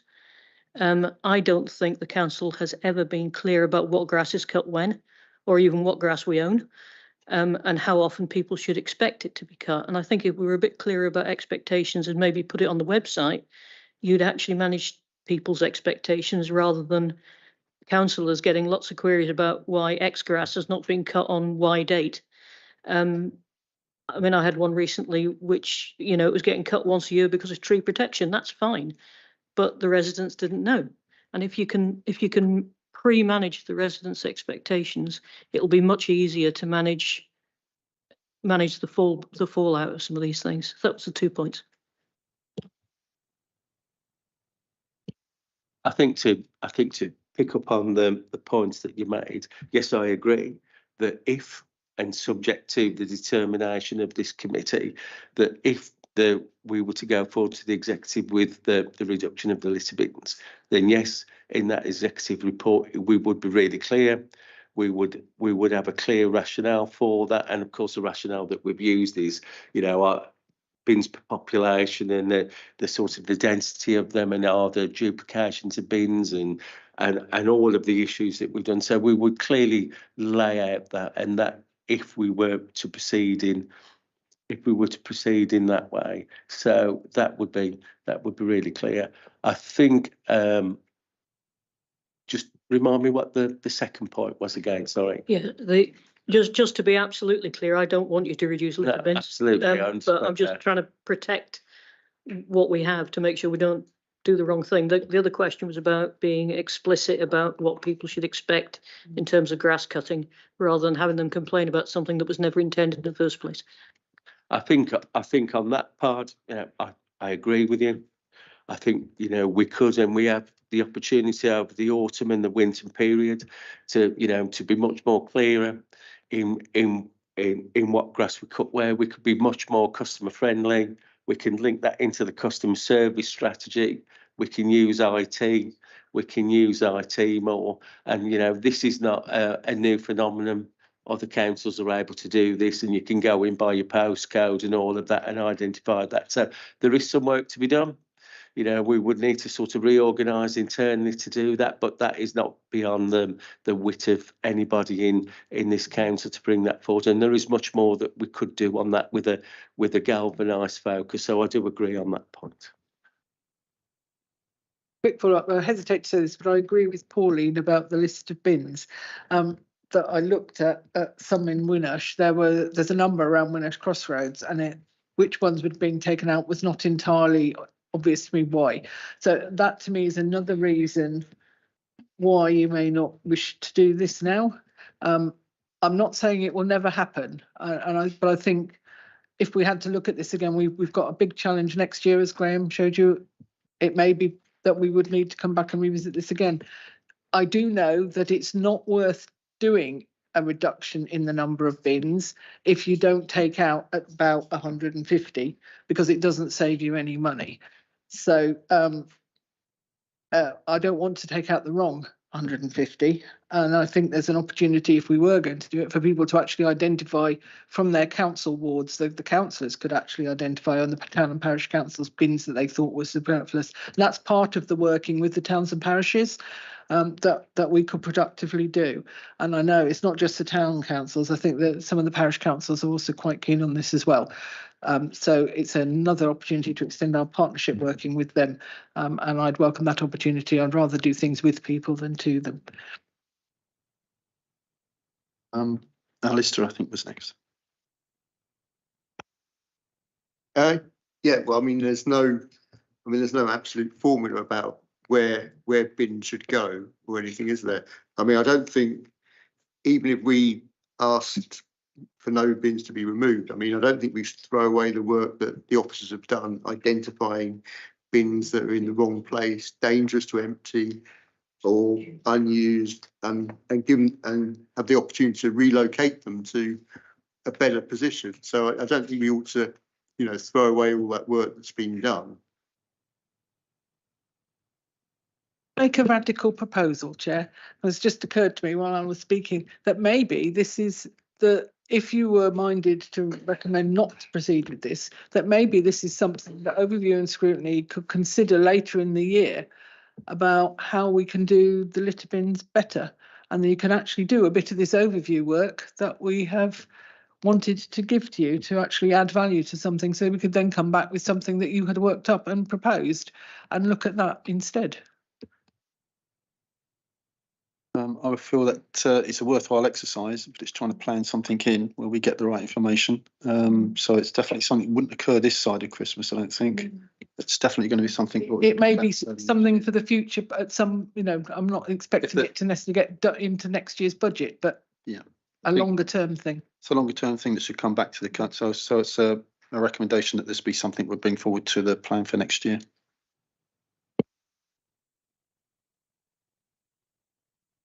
Yeah, thank you. I mean, I'll come back to Prue's point in a minute. It's one very close to what I was going to make. But I mean, I agree with something that Norman said earlier, that one of the problems we've had with this is communication, and it's been a big problem. I think, and Norman is absolutely right, at the point I made to our own group, that the vast majority of residents in Wokingham are very lucky in life. They don't turn to adult social services or to children's services, and they judge the council's performance by potholes and bins. And they're very fortunate that that's their main situation in life. But it's a fact that what people pay their council tax for. And therefore, there is a job to be done on hearts and minds to convince people of the enormity of the problem that was so eloquently put in front of us by Graham earlier, and that actually every 50,000 quid does count. You know, there's no point in saying we're tackling this problem seriously and then link away savings that we can make, which, although inconvenient, don't alter people's lives dramatically. But it is a fair point that if we were to go down this road, as Norman says, bringing people with us is a vital part of it. There's been a lot of discussion this evening, Richard alluded to it as well, about work being done in the background to do things differently. And I don't think we should be saying, no, don't do this. I think we should be saying, no, don't do this now.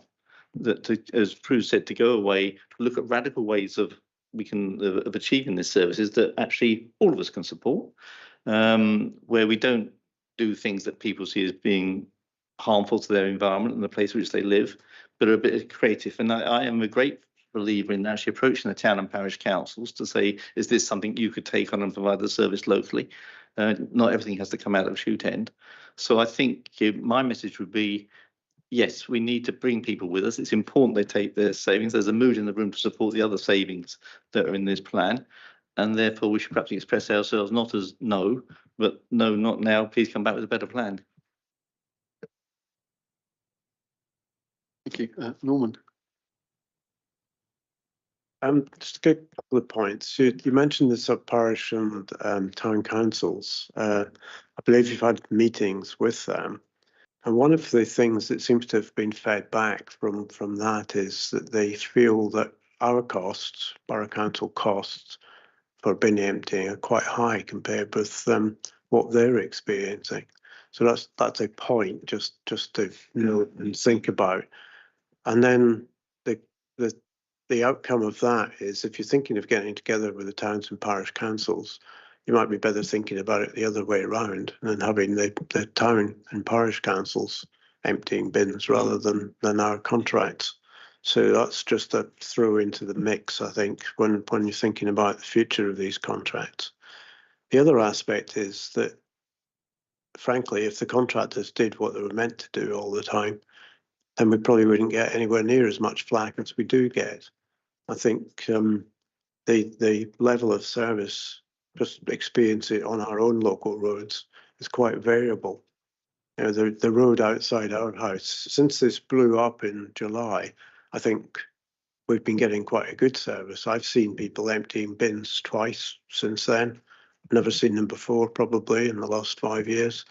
And in terms of road sweeping, again, the road outside our house has been, I noticeably, been swept 2 or 3 times over the summer, and that doesn't always happen. So I think there's a contract management issue there as well, and that would help greatly in public's perception of the services we're providing. I think just to respond on the point, so within the contract management of major contractors, yes, there's always improvements that can be made, and I think we would all accept that. The council has sort of made strides. So I've only been here since the middle of June, but bringing forward, especially in highways maintenance, contracts manager to support on that. We've brought forward sort of contract management training linked to the government sort of civil service college, and bring that forward. And we're also supporting on contract service managers as well. So I have a background in that. So bringing that together, already alluded to earlier in the meeting, that we're sort of meeting now with the directors of the tier 1 companies, of the larger contractors, about how we can work more collaboratively with them, and what benefits and what sort of insights and technology and support that we can mutually provide on this. So there is an agenda to take that forward. There are improvements that we can make, and we'll certainly look at those in the context of having to work within the pressurised financial envelope that we've got. But I do take the point.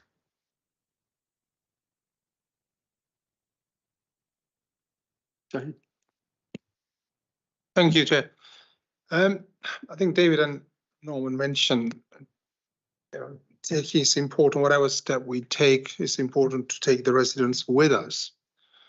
When you hear to the residents, and the message is very clear regarding the bins, they do not, especially all the work we do in Woodley, certainly I can say the message is very clear. They do not want the bins numbers to be reduced. Even this Saturday, a number of people contacted me and say, look, so-and-so bins are full up and they are not being emptied on a regular basis, right? So there's a lot of issue already, right? So less bins available. And then obviously the bins which are available is going to be filled up very quickly, and the litter got lying around, and that problem that creates, right? We all know. I think also there's a perception out there as well that the councils, because of what happened before, the decision to go ahead is already made. But this is a perception. What Prue said earlier on, it wasn't a decision. Obviously, yeah, that's fine. But now we're going through a proper process. But still, the consultation is they're not still happy with going it down. So I think if quite often that creates another problem for us as a council as well, that people are saying that we do not want something done and still will go ahead and do it anyway, right? So that's not really a good perception we want to create. That just gets the situation worse in terms of, do you believe what is being said? I think rather than having this is my thoughts, right? Rather than having saying, look, I mean, what I'm hearing earlier on, it just seems that this is the route. This is the only route we're gonna follow, and that is to reduce the bins. I think we should think back, right? And there's a couple of suggestions already made this evening, which could actually maybe potentially generate the same funds, which is going to probably save. And Prue mentioned about having them sponsored. I think that's a very good suggestion. We need to look at that. And I'm sure there'll be some companies and some who will be willing to sponsor that. So we could probably go this route, but actually having without reducing them. I'm not sure. I'm just putting it out there, right? But this is something so far we haven't looked at, financially costed, etc. And it's worth doing it, looking at all the options before we send out a message that this is what's going to happen, because clearly this is the worst message we people are hearing at the moment. It is going down. Whether that happens or not, that's a different thing. And also a review of we could do. So let's do a review of the way the bins are. Are they rightly strategically located or not? It was mentioned in some places, close spaces, you have 5 of them. In some places, you don't actually have any at all. It could be, as a result of that, some of the bins could go and disappear. So the intention and the message we're sending out is not that we are actually reducing bins, but we'll look at the location and make sure they're strategically located. And then we'll get a sponsorship of those bins. And this will be our prime intention, not to reduce them and look at other ways of making up the same cost. Oh, you see where I'm coming from.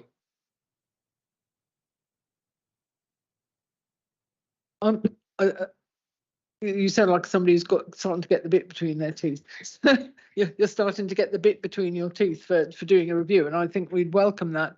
The bit I wanted to come back on, will not come back on because that sounds like I'm going to argue with it. It's more about the hearts and minds issue, that people obviously do want the services that they see, and if they don't have children and they don't have social care needs for adults, and they don't see those things. And part of our job as councillors, when they say to us we don't want a bin removed, is to say to them 61% of our total budget goes on adults and children, and the rest has to come out.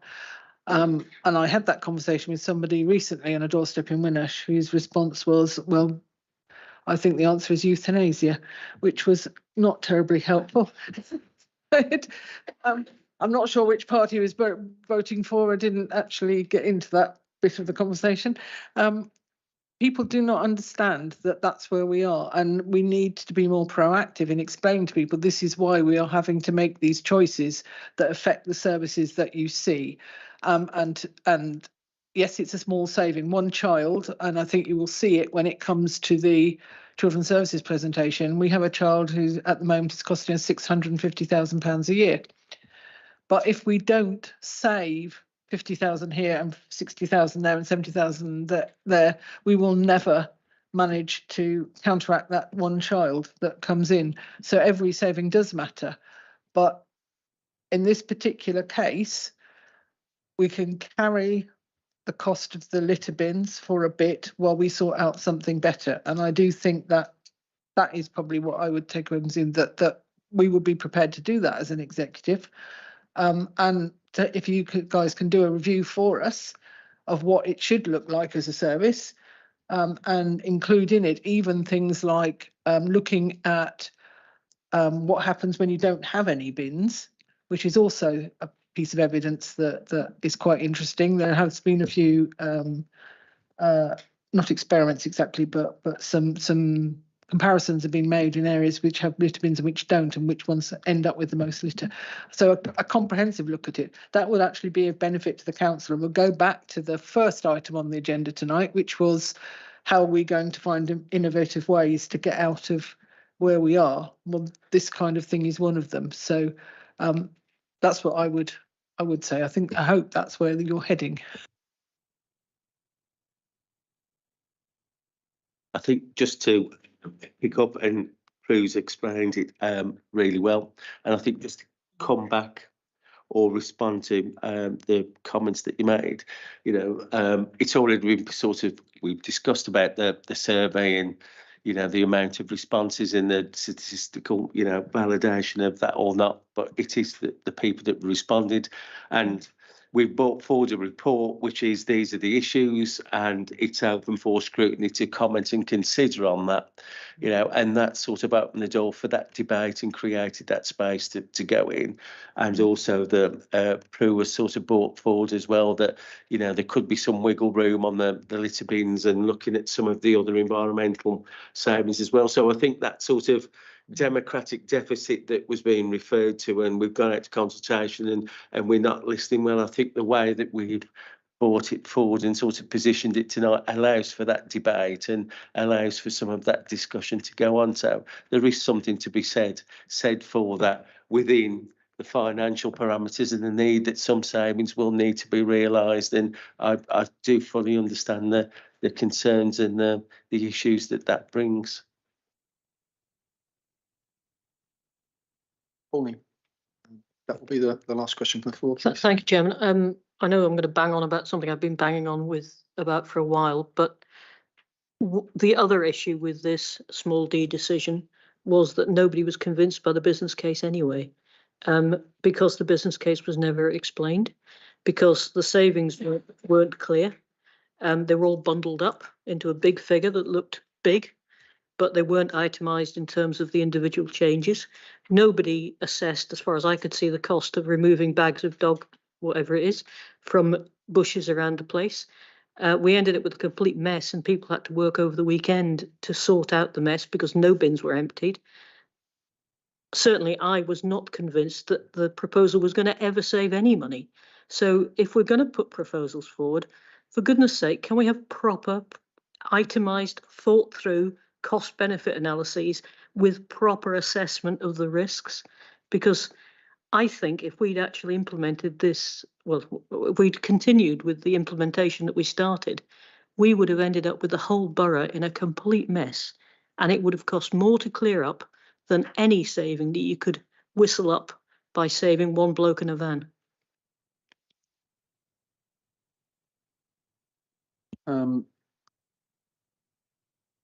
I've got a few comments I'd like to make first to the committee as a whole. Page 7.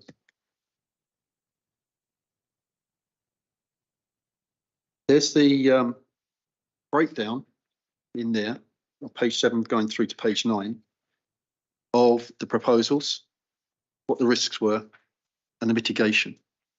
And I've looked carefully at those mitigating facts, mitigating statements. They actually answer a lot of the questions that have come out of this committee today. So I took a good look at that, and I did do a comparison with what the proposals were and took the smaller sample. And I think, yes, the mitigating statements do actually make sense.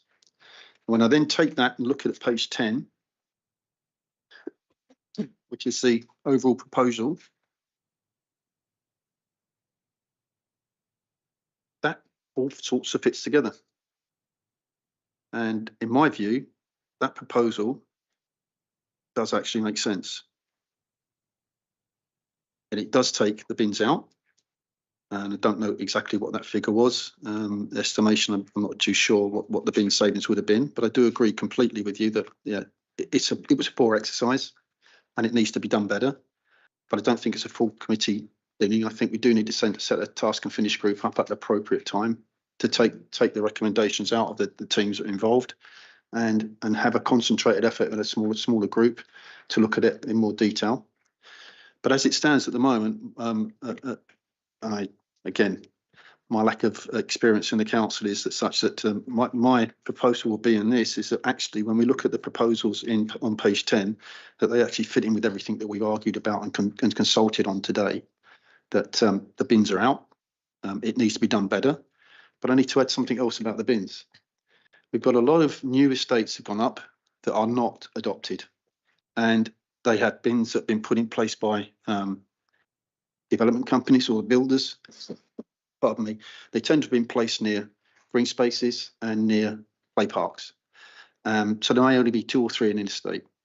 Then we get estates that have got bus routes. They get bus shelters put up. There's no bins put up by the bus shelters. And there's always that question, who actually owns the bins that go through the bus shelters? We know the bus stop itself is a bus company's responsibility, but a lot of these shelters are actually, some of them put up by the parish councils. And that's a place where it would make sense to have a bin, because there may be the odd sods and so's with the cans in the hands and the beer and not the beers, sorry, the children with the wrappers. They may have beers, but that's besides the point. The rubbish has got to go somewhere. And even though we can turn around to everybody saying, you had a bag, you brought it in with you, take your rubbish out in the bag that you brought your food in with you. But not everybody does. The expectation is that we want to keep the place tidy, so we need some bins to put rubbish on. We've casually got odds and sods. But there's another side to that as well in private businesses that generate rubbish, food, fast food outlets, etc. They should be providing bins outside their premises because they're generating the rubbish. So maybe that's something that should be not enforced, but actively encouraged. Big outlets like McDonald's, Burger King, etc. You do see their bins out there, and they have the responsibility to deal with them. But there are other smaller outlets that do need to have that dealt with as well. A lot of the bins that go into the private estates that we hope are going to be adopted don't get adopted, and people are then miffed that they're not being emptied. This is about ownership. Who does own the bins? They're not easily labelled. Some parish councils quite proud to have that sticker stuck on labels. Other bins are sort of shrouded in plastic bags, and you can't tell who they belong to. So of course, the blame comes on the council, and I quite see that. So that's my view. I think there may be some responses come back, and I'll take the response. Just to carry forward the valuable points that you made. So legally, as a local authority, we are the litter authority, the same as we'd be the highways authority, the same as we would have responsibilities for public health. So we are legally responsible to do that, but we can delegate that to whomever we would like to see, whether that be sort of town or parish councils or others, as long as we've got that formal framework in place. So that offers us that. As regards sort of the fast food outlets, there is something that we could do perhaps in the planning permission space or in the licensing space to do with that, about sort of litter bins, and also encouraging their own staff to go out within a reasonable sort of geographical distance of the premises to collect the litter from that. And I also previously mentioned that we wait for proposals from central government on end user responsibility. So that is, the polluter pays and all of that about packaging and dealing with the waste. So we're waiting for those to crystallise and land, and that will should provide a way forward for us on that. So we're just waiting for that to come through, so that should support on this agenda as well. Thanks, Chair.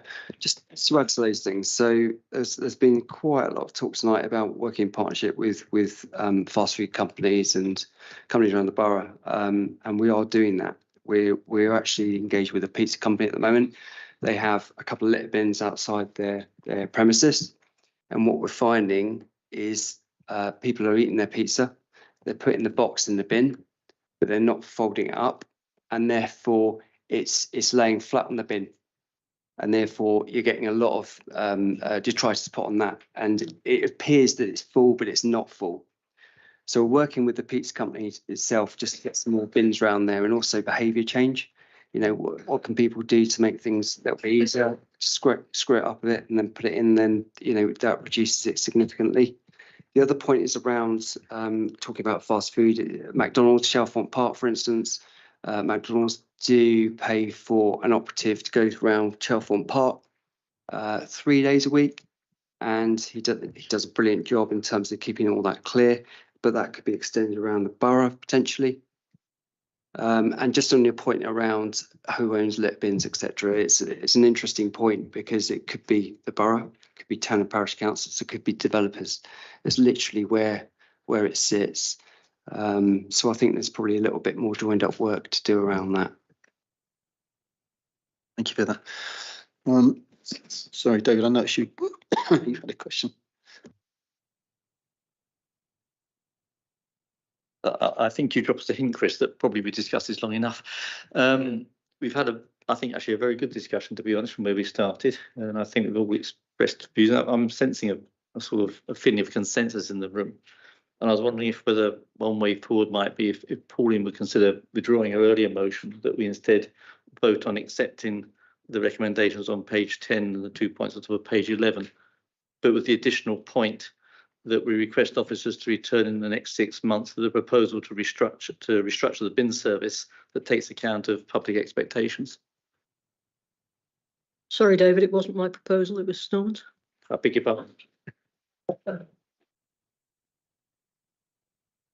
I think the part of it that I would like to retain as quite straightforward is that we do not proceed with the reduction to the litter bin provision.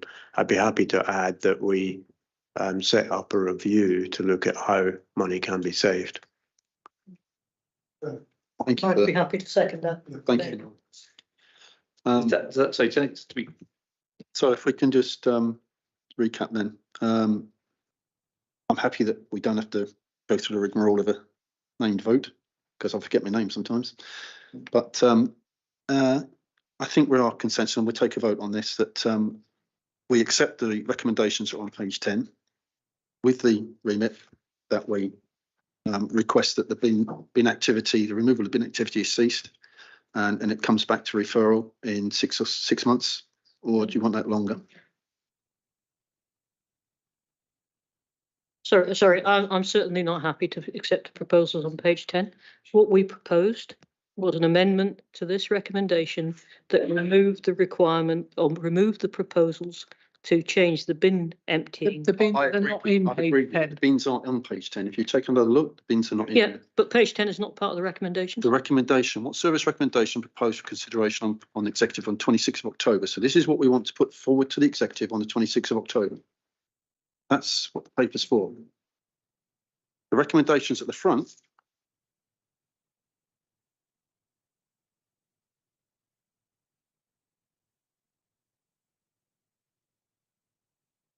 Sorry, if we look at the recommendations, it says that the Community and Corporate Overview and Scrutiny Committee reports its recommendations. Yeah.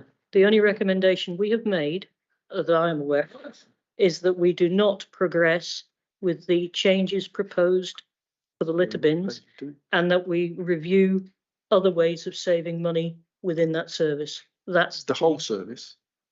No, just the bins. within. So just set up a review to look at. Yeah. How we can. There's two elements to the service.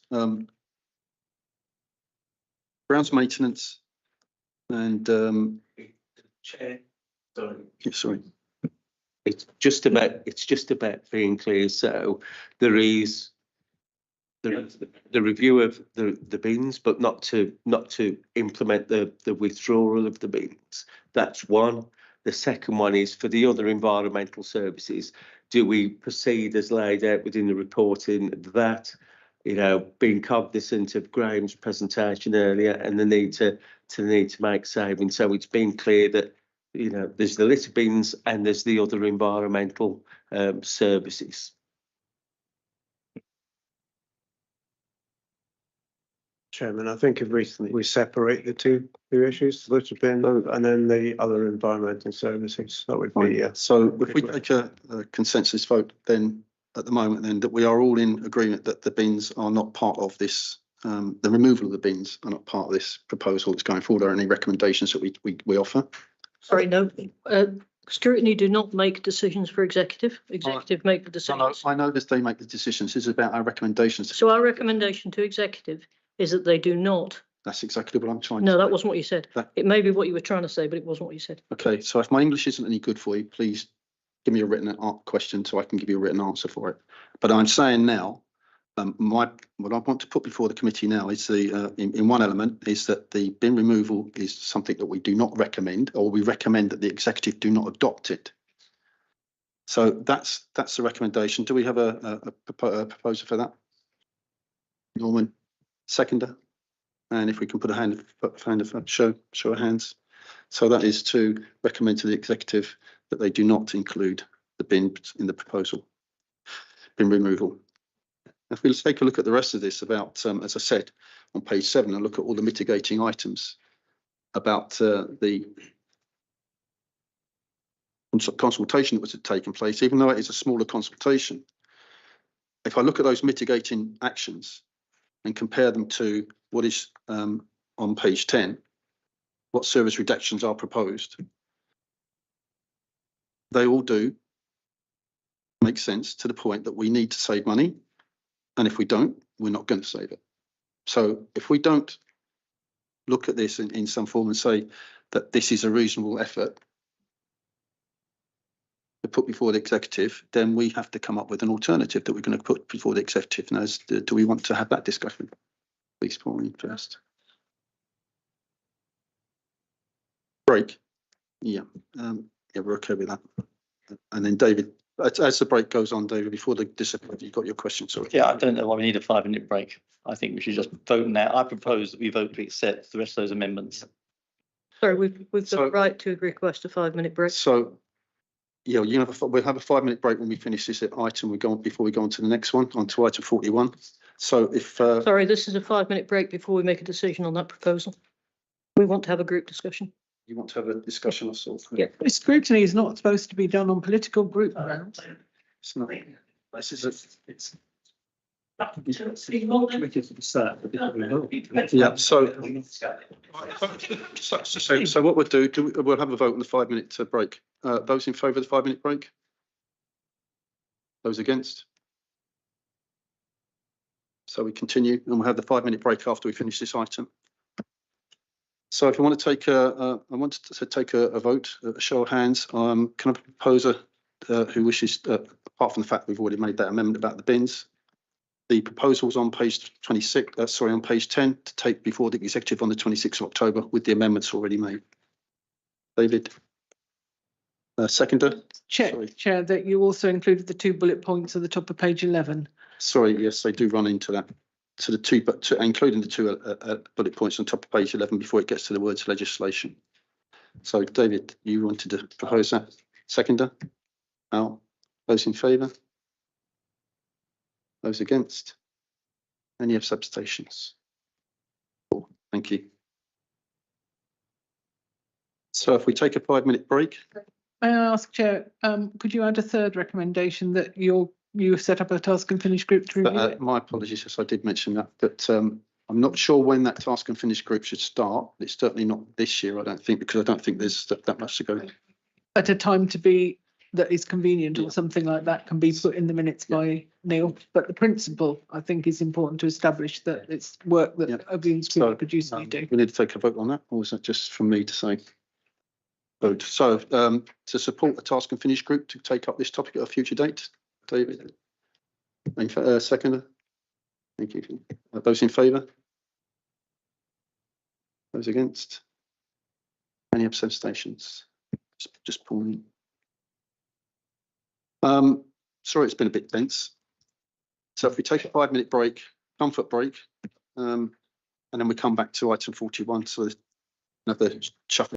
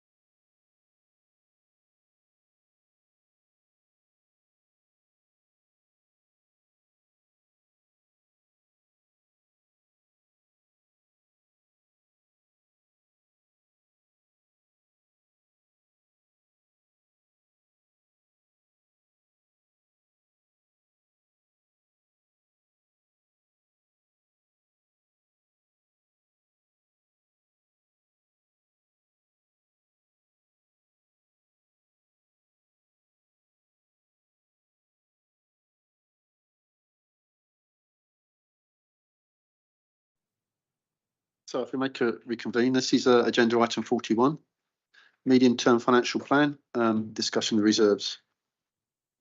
So Graham, I take it, is it yourself or through, trying to figure out? I could say some opening words. Obviously, this has obviously been waiting for some time because I know it was requested a while ago. A review of the reserves that we hold and what these reserves are used for. Because I have a feeling that people didn't quite understand the difference between general fund reserves, earmark reserves, and other different types of reserves that we have. And it's really, it's the opportunity to ask and look at them. I think that's probably about it, and Graham will talk us through it. Okay, thank you, Chairman.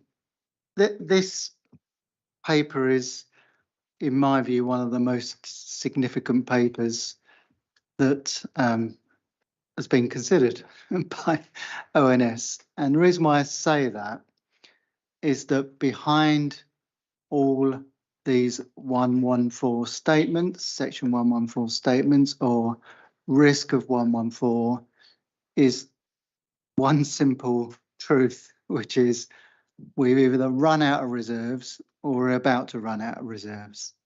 That is what the 114 statement is. We are now broke. We no longer have any flexibility, wriggle room, money to buy time to do things. We see that our reserves are completely depleted.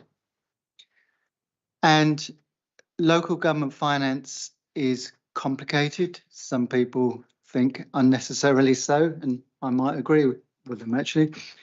And there's a whole host of different risks and considerations that need to be considered in having a sufficient amount of earmark reserves, general fund earmark reserves.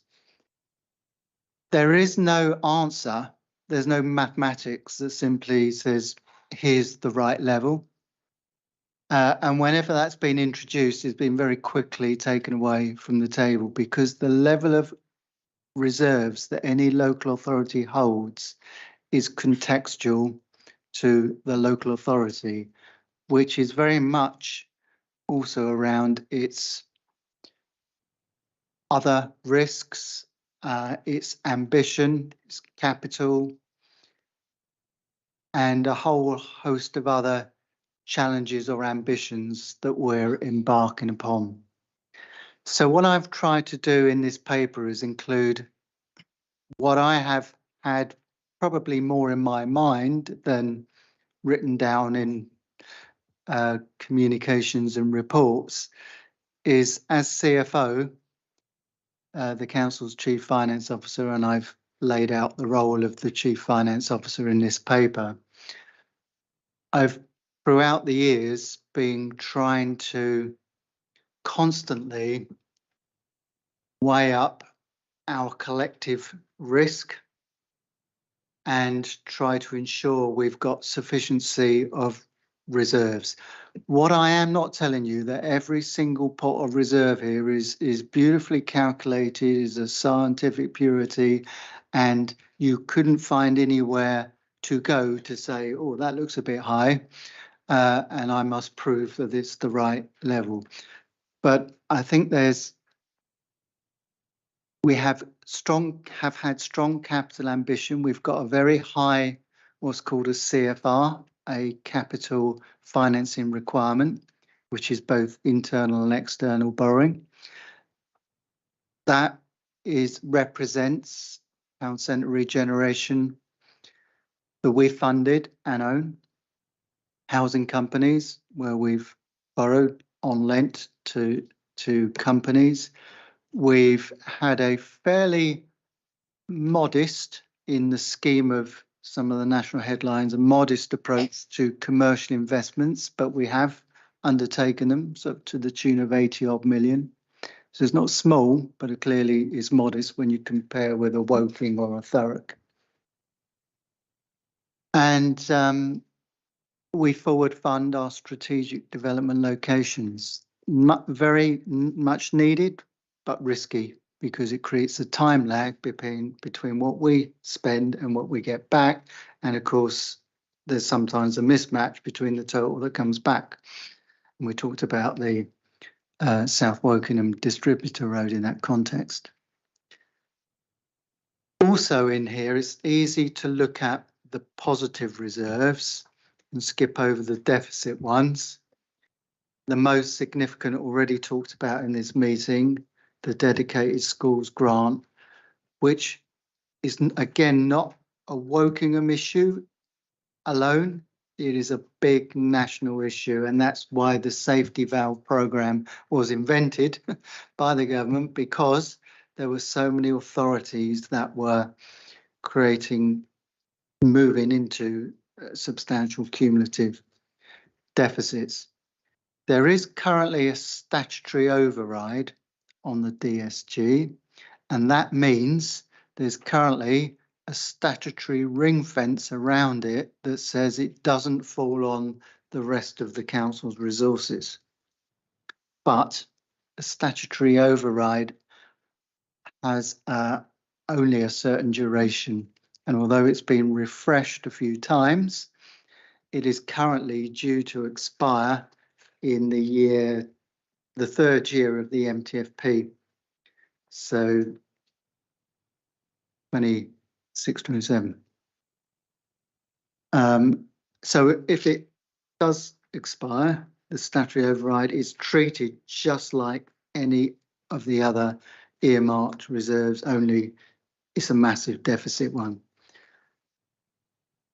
It's really important that we understand, although we're on the safety valve, we're doing all we can to turn it round, but it is currently, without a contribution, £30 million overspent. It's grown, it's almost doubled every year since about 5 years ago, from maybe 500k to £1 million, and then it went doubled to 2. And last year it was about 16 mil, and it would, without a safety valve contribution, be about 30 mil. So it's almost every year it's doubling. So it's clearly, we've got a massive focus on it to deal with it, but we must address it, and we must recognise it hasn't turned the corner yet. It will go up before it starts coming down. And I, as CFO, need to be very cognizant of that. There isn't anything else I would point you to in terms of a deficit reserve. There's equalisation funds that I don't believe are risky, because they will turn around. For example, the solar panels, there was a delay but we've got some reassurance that we're going to be moving ahead to 2026. I'm confident some of these will over exceed in terms of, we've got a modest contribution in the general fund, but until they come into operation, we will be racking up the deficits, because we've already factored the credits into our base budget over the previous recent years. So I guess the purpose of this is to open it up for you to understand, seek assurances, and I guess, yeah, make any contributions that might help in the context of the MTFP. I also recognise that times are tougher now than they've ever been, certainly in my tenure at Wokingham, and often people say reserves are for a rainy day. Well, we definitely got a rainy day, actually and metaphorically. So some of this may be appropriate for us to buy a bit of time, but it only buys time. The fundamental baseline expenditure and income of the council has to be addressed. It's just to what extent can we postpone it whilst we get our act together to properly address it in a systemic type of way, the way that you were talking earlier on, David. I think I'll stop there and open for questions.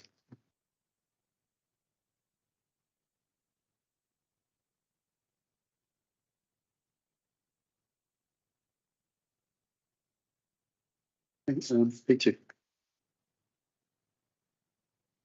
My first question that I'll bring up is about the business rates reserve. Could you explain to that? Because I thought that we collected that and gave that to government. So I'm kind of puzzled with that one. Okay, so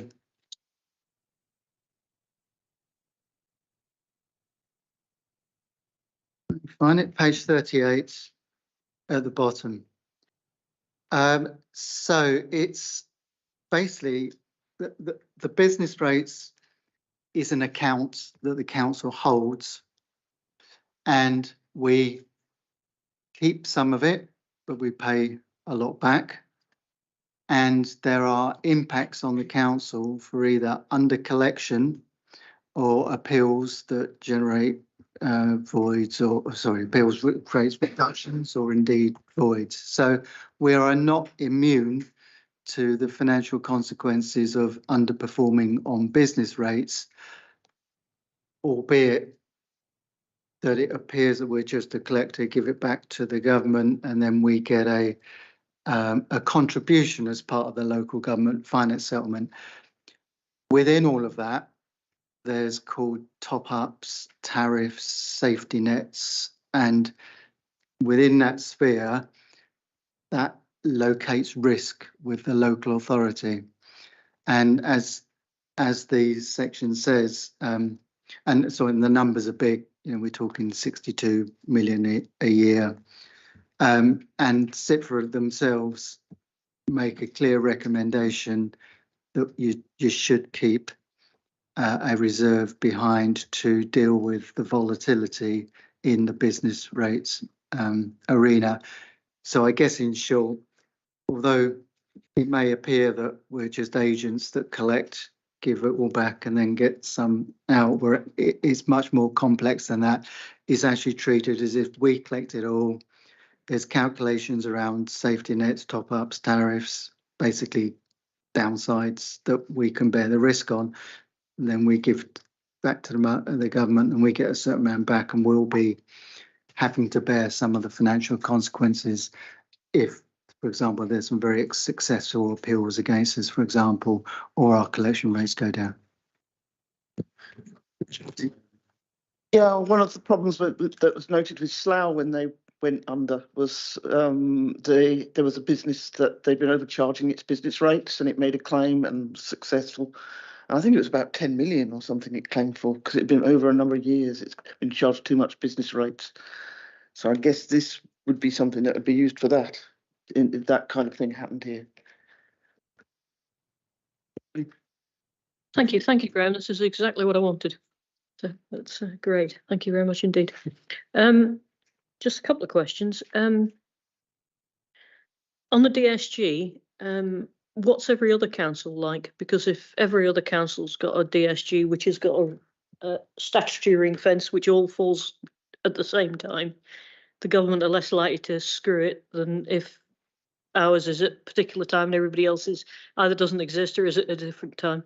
I'm just wondering how much communal council risk there is there. That was the first one. The second one's a governance question, really. I noticed that we spent money out of the Waste Equalisation Fund to prop up last year's budget and avoid taking money out of the more visible reserves that might have been reported. How much flexibility have you got about how these reserves are spent, and who makes the decision, and what's the governance over it? That was my two questions. Thank you. Okay, thanks, Pauline. But first of all, Neil, can you make sure you minute this is exactly what I wanted, but I think Put it in writing.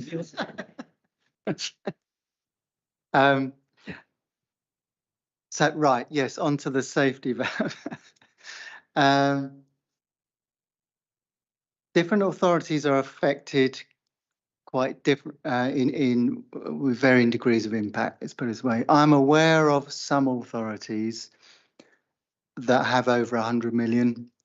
You know, imagine county councils 5-6 times the size of us. So there are certainly those that are over 100 million. I also am aware of some that when they forecast into 5 years, 6 years ahead, which is what we had to do, they move from what doesn't look too scary a figure into a very scary figure, maybe towards 100 or so, and their current figure isn't that concerning, albeit a deficit. I would say almost every authority I know about has a deficit DSG. And I think in Berkshire, we're probably, we might be the highest now. But I know that there are pressures certainly around all of Berkshire. And we go to many sort of meetings around safety valve and pressures on EHCPs. So we know a lot of authorities that would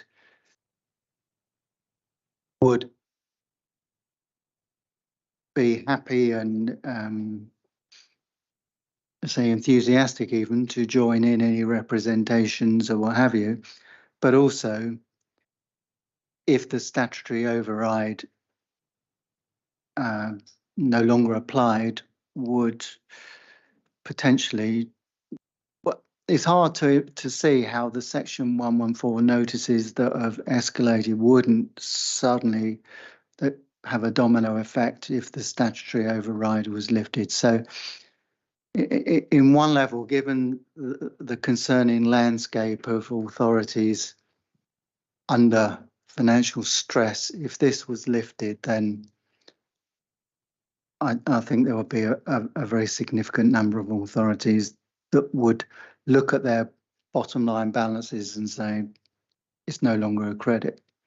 And even our relatively healthy position, and those charts, I know they're not very clear, but if you look out, you see a little dot that signifies Wokingham.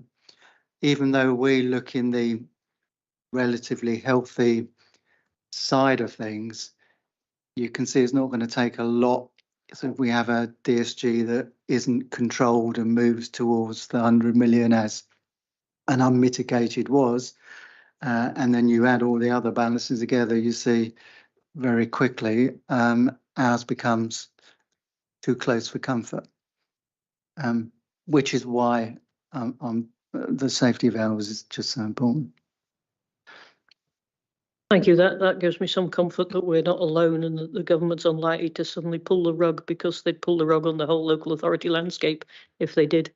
So the second question was about the governance on spending earmarked reserves on something that they weren't earmarked for. Yes, okay.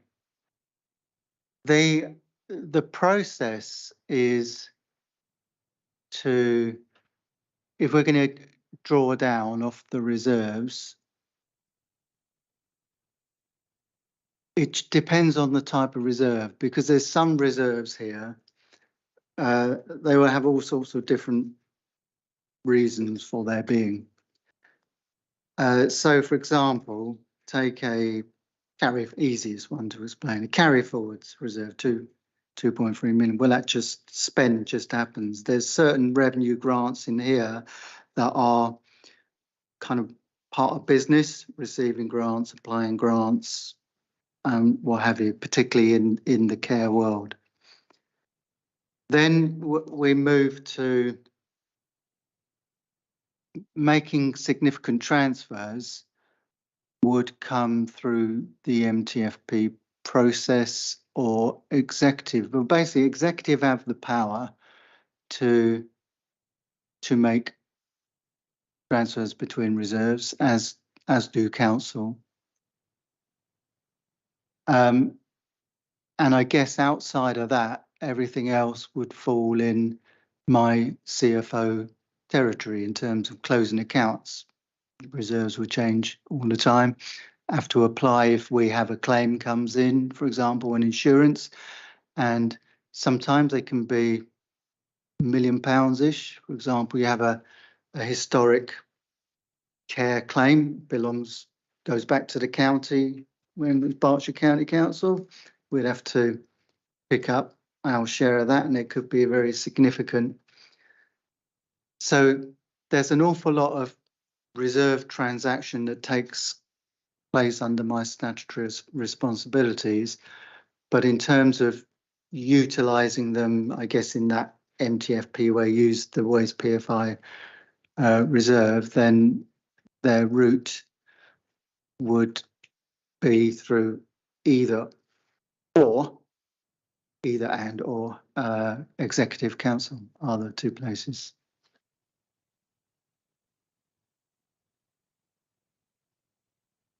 Norman. Thank you. A couple of questions. One, this table of reserves that we have, this isn't all the reserves that we have, is it? This is all of our earmarked general fund reserves. We also have capital reserves. But your general fund reserve, your sort of 9 million or whatever that is.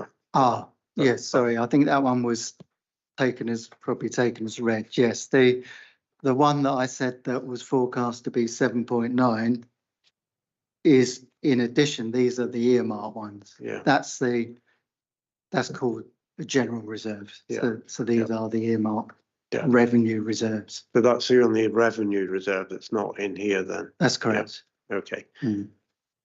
How often do you review the amounts in here, and how do you decide when and how to increase or decrease? I mean, we've had the governance around spending some of it, but there must be times when you feel the need to increase some of these as well. How do you go about that sort of process? Well, it's every year as part of formulating the medium-term financial plan in the context of affordability. So in years that there's risk that needs to be addressed and they can be replenished, they're replenished. And in years where, thankfully, there haven't been too many of those to date, then they have to be drawn down upon. It's not a perfect science, but it's just trying, I guess it's that overall feel of, are we okay? Now, I would love to be even better protected against all our risks, but that's just not affordable. And you wouldn't thank me for doing that. And that's the thing with the whole, the previous paper and now, for example, where we set budgets and the level of savings targets, well, are they too challenging? Well, if they're not challenging enough, then we give ourselves problems of having to make other decisions to close things or what have you. So it's trying to get the balance of being responsible to be sufficiently safe, but not being overly cautious to cause financial problems, pressures that we shouldn't have.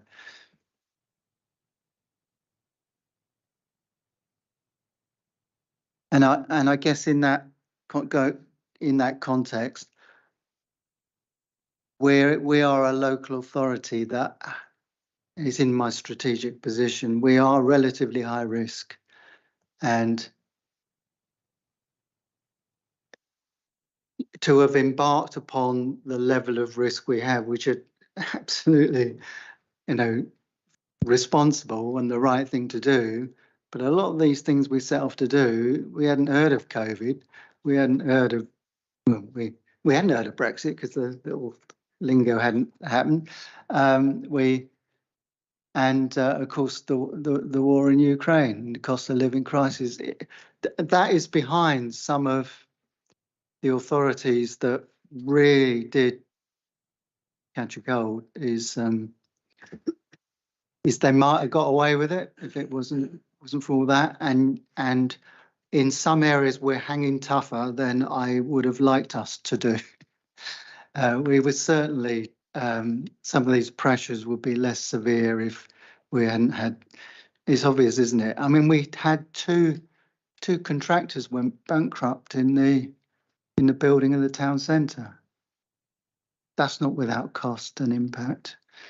And that's just one example of the pressures that we had to face.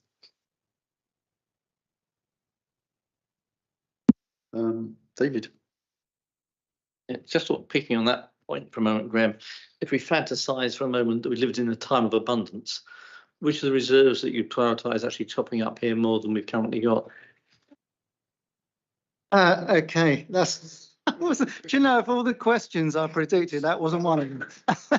So, yeah, right. Okay. For sure. Obviously, I said it. DSG. That is the most worrying. So to top up the equalisation fund, which is part of our budgeting, the ones that are of high risk, real worry would be forward funding. I know it's a sizable 22 million, but it does worry me because the numbers are so big in this territory and the interest costs are scary. Town centre regeneration.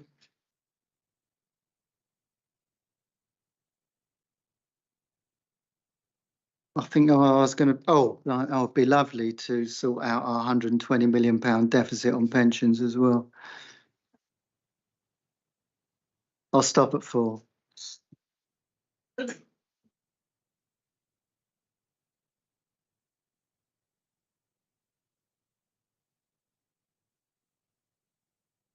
Are there any more questions? Please, Pauline. Just one more, just out of curiosity, Graham. What percentage of your annual running costs are the reserves, roughly? Say that again. What percentage of your annual operating costs do these reserves add up to? Approximately. I can work it out myself, don't worry. Oh, okay. So is it in terms of nets? Net, we're about 140 mil. And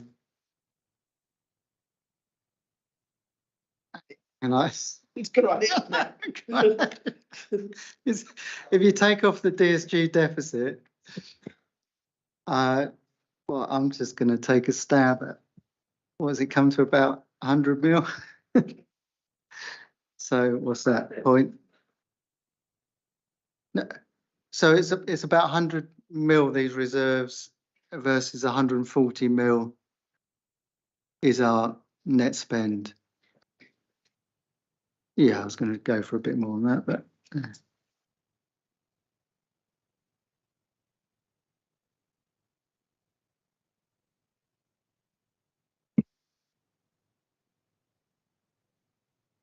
So, thank you, Graham. You've made my reading the LTP4 the easier task than this, to try to figure out what you're going to do with the money that you haven't got. But yeah, to the committee, I recommend that we take a note. We take a note that we've been presented with this. I don't think there's anything we can ask for now until we go through the process of the other presentations with the MTPF, etc. So, Chris, it might be worth just putting this on the timetable so that we get a similar view next year. Now you've done all the work for what the balances are and which direction they're going in. when it fits in with your like we did this year, it fits in with your activity for October, etc. That'd be grateful. Yeah, so if we put that in as a For October next year. next, yeah, Make it an annual update. an annual update. And to be clear, the annual update should have last year's figure, this year's figure, and the direction. Yes. Well, we can work out the direction to travel ourselves. Some arrows pointing in the right direction, please. Anything else? Yeah, that's fine. Okay, thank you very much. Thank you for the committee. Thank you for your time, Joe. Thank you. Thank you.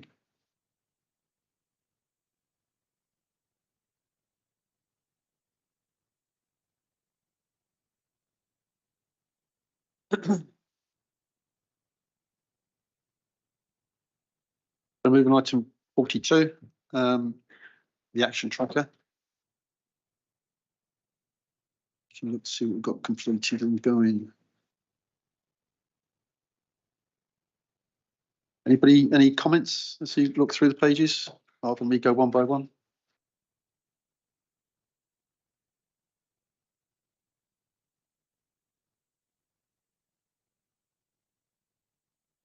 What's happening with doing that one?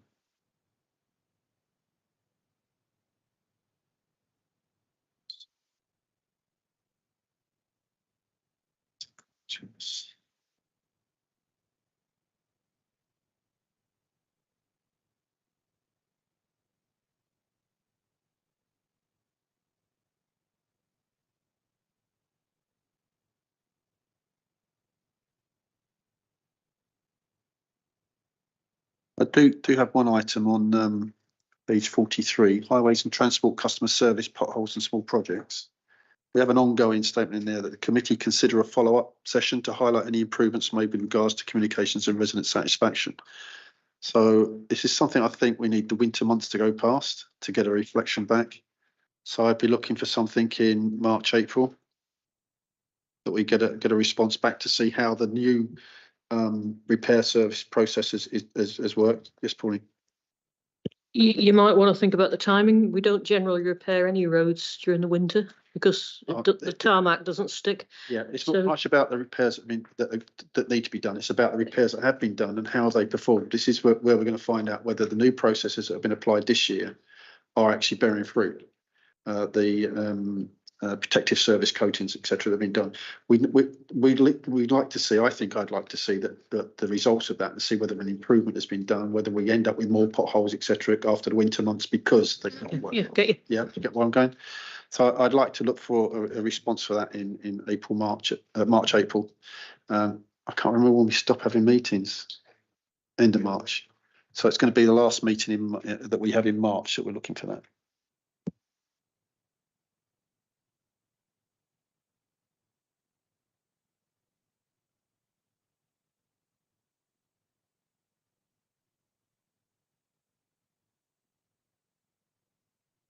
It's the first time I've been told of, well, publicly anyway. Okay, Community Corporate Overview and Scrutiny Committee, 9th of October. As we know, 9th of October is a rather thick book facing us all. We have asked, as we say, see if the officers can come up with a, as we said, hopefully 4-page-ish summary. We'll see how we go with that. But if you start as soon as you get home tonight, you may get through 20-odd pages before the whiskey takes over. But yeah, it is something we've got to give because I do want this to be the last shot, well, not the last shot, but a constructive shot at discussing the LTP4 and coming up with some results. But we'll see what the officers can come up with to that. Chris, can I just ask a yes, question on please. that? Bearing in mind the amount of size it is, who reads it once it's gone through us? Where does it go? What purpose does it serve? Hopefully we put it to bed. That's the object of the exercise. I hope that we look at this and see if there are is there anything that fails in there that we've identified, or that the LTP4 is something that can go forward. But it's about finding what is the plan inside of it, because it's got all the evidence, and that's the problem. Is the document's got so much evidence. It's linking the targets with the evidence. That's the problem, and that's what we hoped was going to be resolved. And it doesn't look as if it has, but we'll find out. Admittedly, the targets are now at page 42, I think you said? Yes. 42, so the targets are in page 42, and that's where we need the link. Now, I can't remember who it was. I think something Andy Coy said about something that said that if you go to the electronic version, you can actually follow the links, but I haven't tried that. Is there an electronic version of that yet? Sorry, Chairman, I'm not actually the member of this committee, but I'm just thinking, right? No, I won't be here next week, so definitely. So I will make sure I'm not a sub for Laura next week, right? But I'm just thinking that, what did the committee ask for in the first place to get in results of these 620? The previous book was half that size. I brought it into shred today. So the previous presentation was half the size, but it was very difficult to navigate through because actually we were more likely to look for a summary of the targets at the front, but they were at the back. And actually, when you go through that, most of that is the evidence that supports the aims of the LTP4. And that was where the difficulty was. We didn't have a lot of time. It was towards the end of the evening. And But this is not what we were expecting. We expected something shorter. We expected something more targeted, with a summary of the targets, etc., the aims of the game at the front of the book, and any evidence that was needed to support that within the document or linked, so that if there was something contention in their targets or their ambitions, then we'd have the evidence to go and say, well, what evidence did they have to make that decision or to make those conclusions?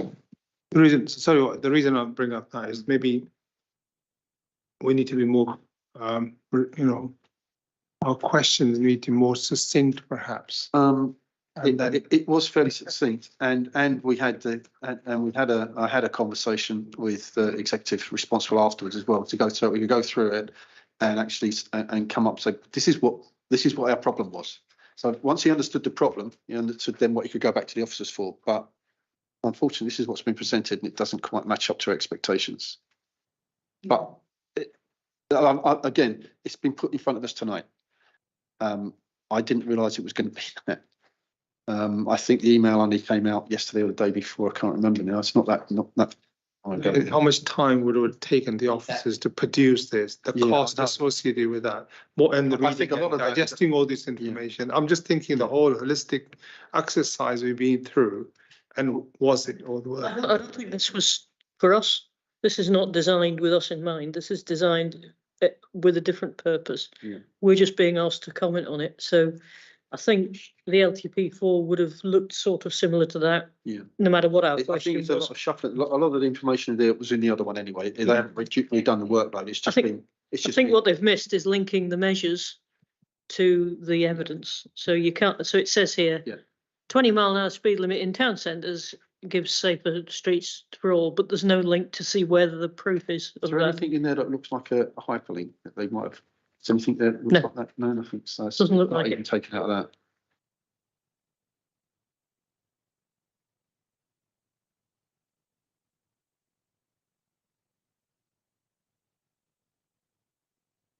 that. Well, if your table wobbles, you know what you've got. Well, you can break it down to, it's adjustable. You just take pages out. Okay, so that's the 9th of October. So we're looking at 30th of October. Don't think we want to add anything in there. Details of proposed bids within the draft MTPF for which item actually? They're broken down now, aren't they? 30th of October is corporate revenue and capital. So that's what we've got on the 30th.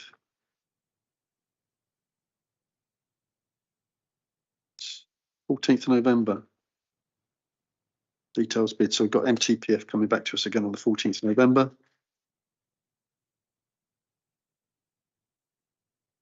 And of course, the big one that we've been looking forward to, update on the development of the local plan update.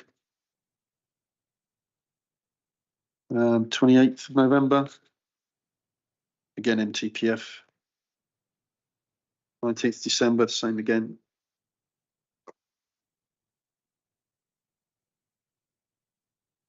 Okay.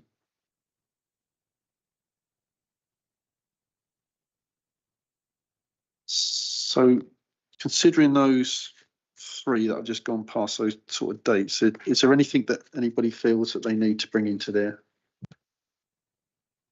Okay, so 22nd of January. Your council's planning strategic. Yep, okay, that's okay. March.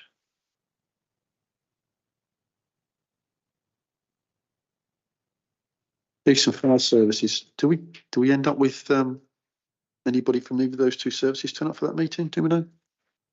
Or is it just the presentation from Graham? No, they will send representatives. Check.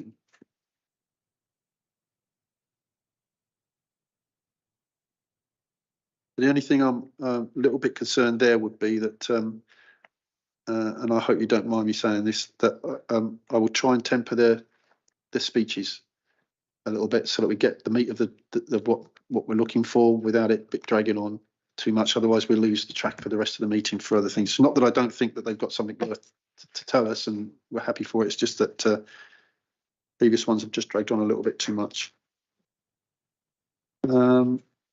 Okay.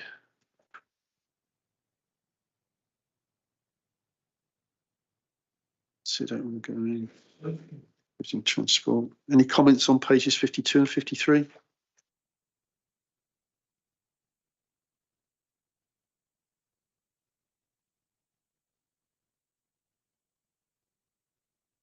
Okay. So we have this appointing task and finish groups item on item 20, where we will add the task and finish group for highways cleaning, etc. Sorry, I haven't got the right terminology for it, but I'm sure we all understand what we're going for with that. And that's the document. Anything else? Please, Peter. A couple of points. Notice this evening that some of the paper copies of stuff we have is printed white on black, so that's a lot of ink being used. So can we have that changed so we have a templates which have just got black on white?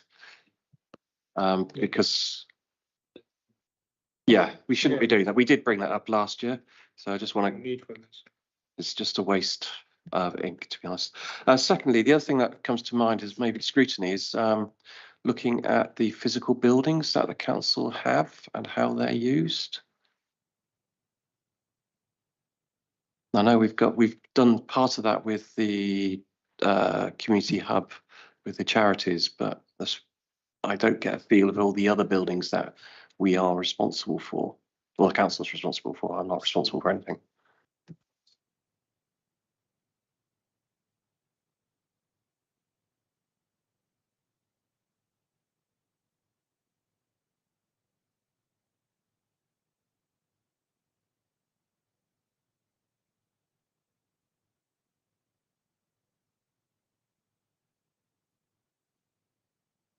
I think that's perfectly fine. It's just an item that kind of bugs me, so it'd be useful to know.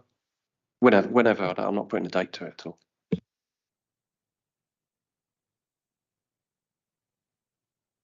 It's just over scrutiny management. We looking at shoot end this Wednesday. So is that an overlap on what you talk about the council property? That's a single overlap on that on this building.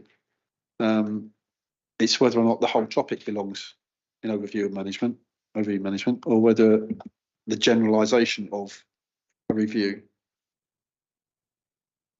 Probably start here because I don't know whether Pete's in the same mindset as I am, but I think it's to do with making sure we're sweating our assets properly. So if we're short of money, have we got assets that are either not generating the income they should do or costing us money to have?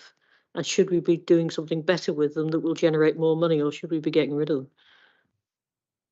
I think an appreciation of the plans and the future ideas for different building usage. I think the current financial status, i.e. how much they cost to run, how much are they worth, how much are they generating?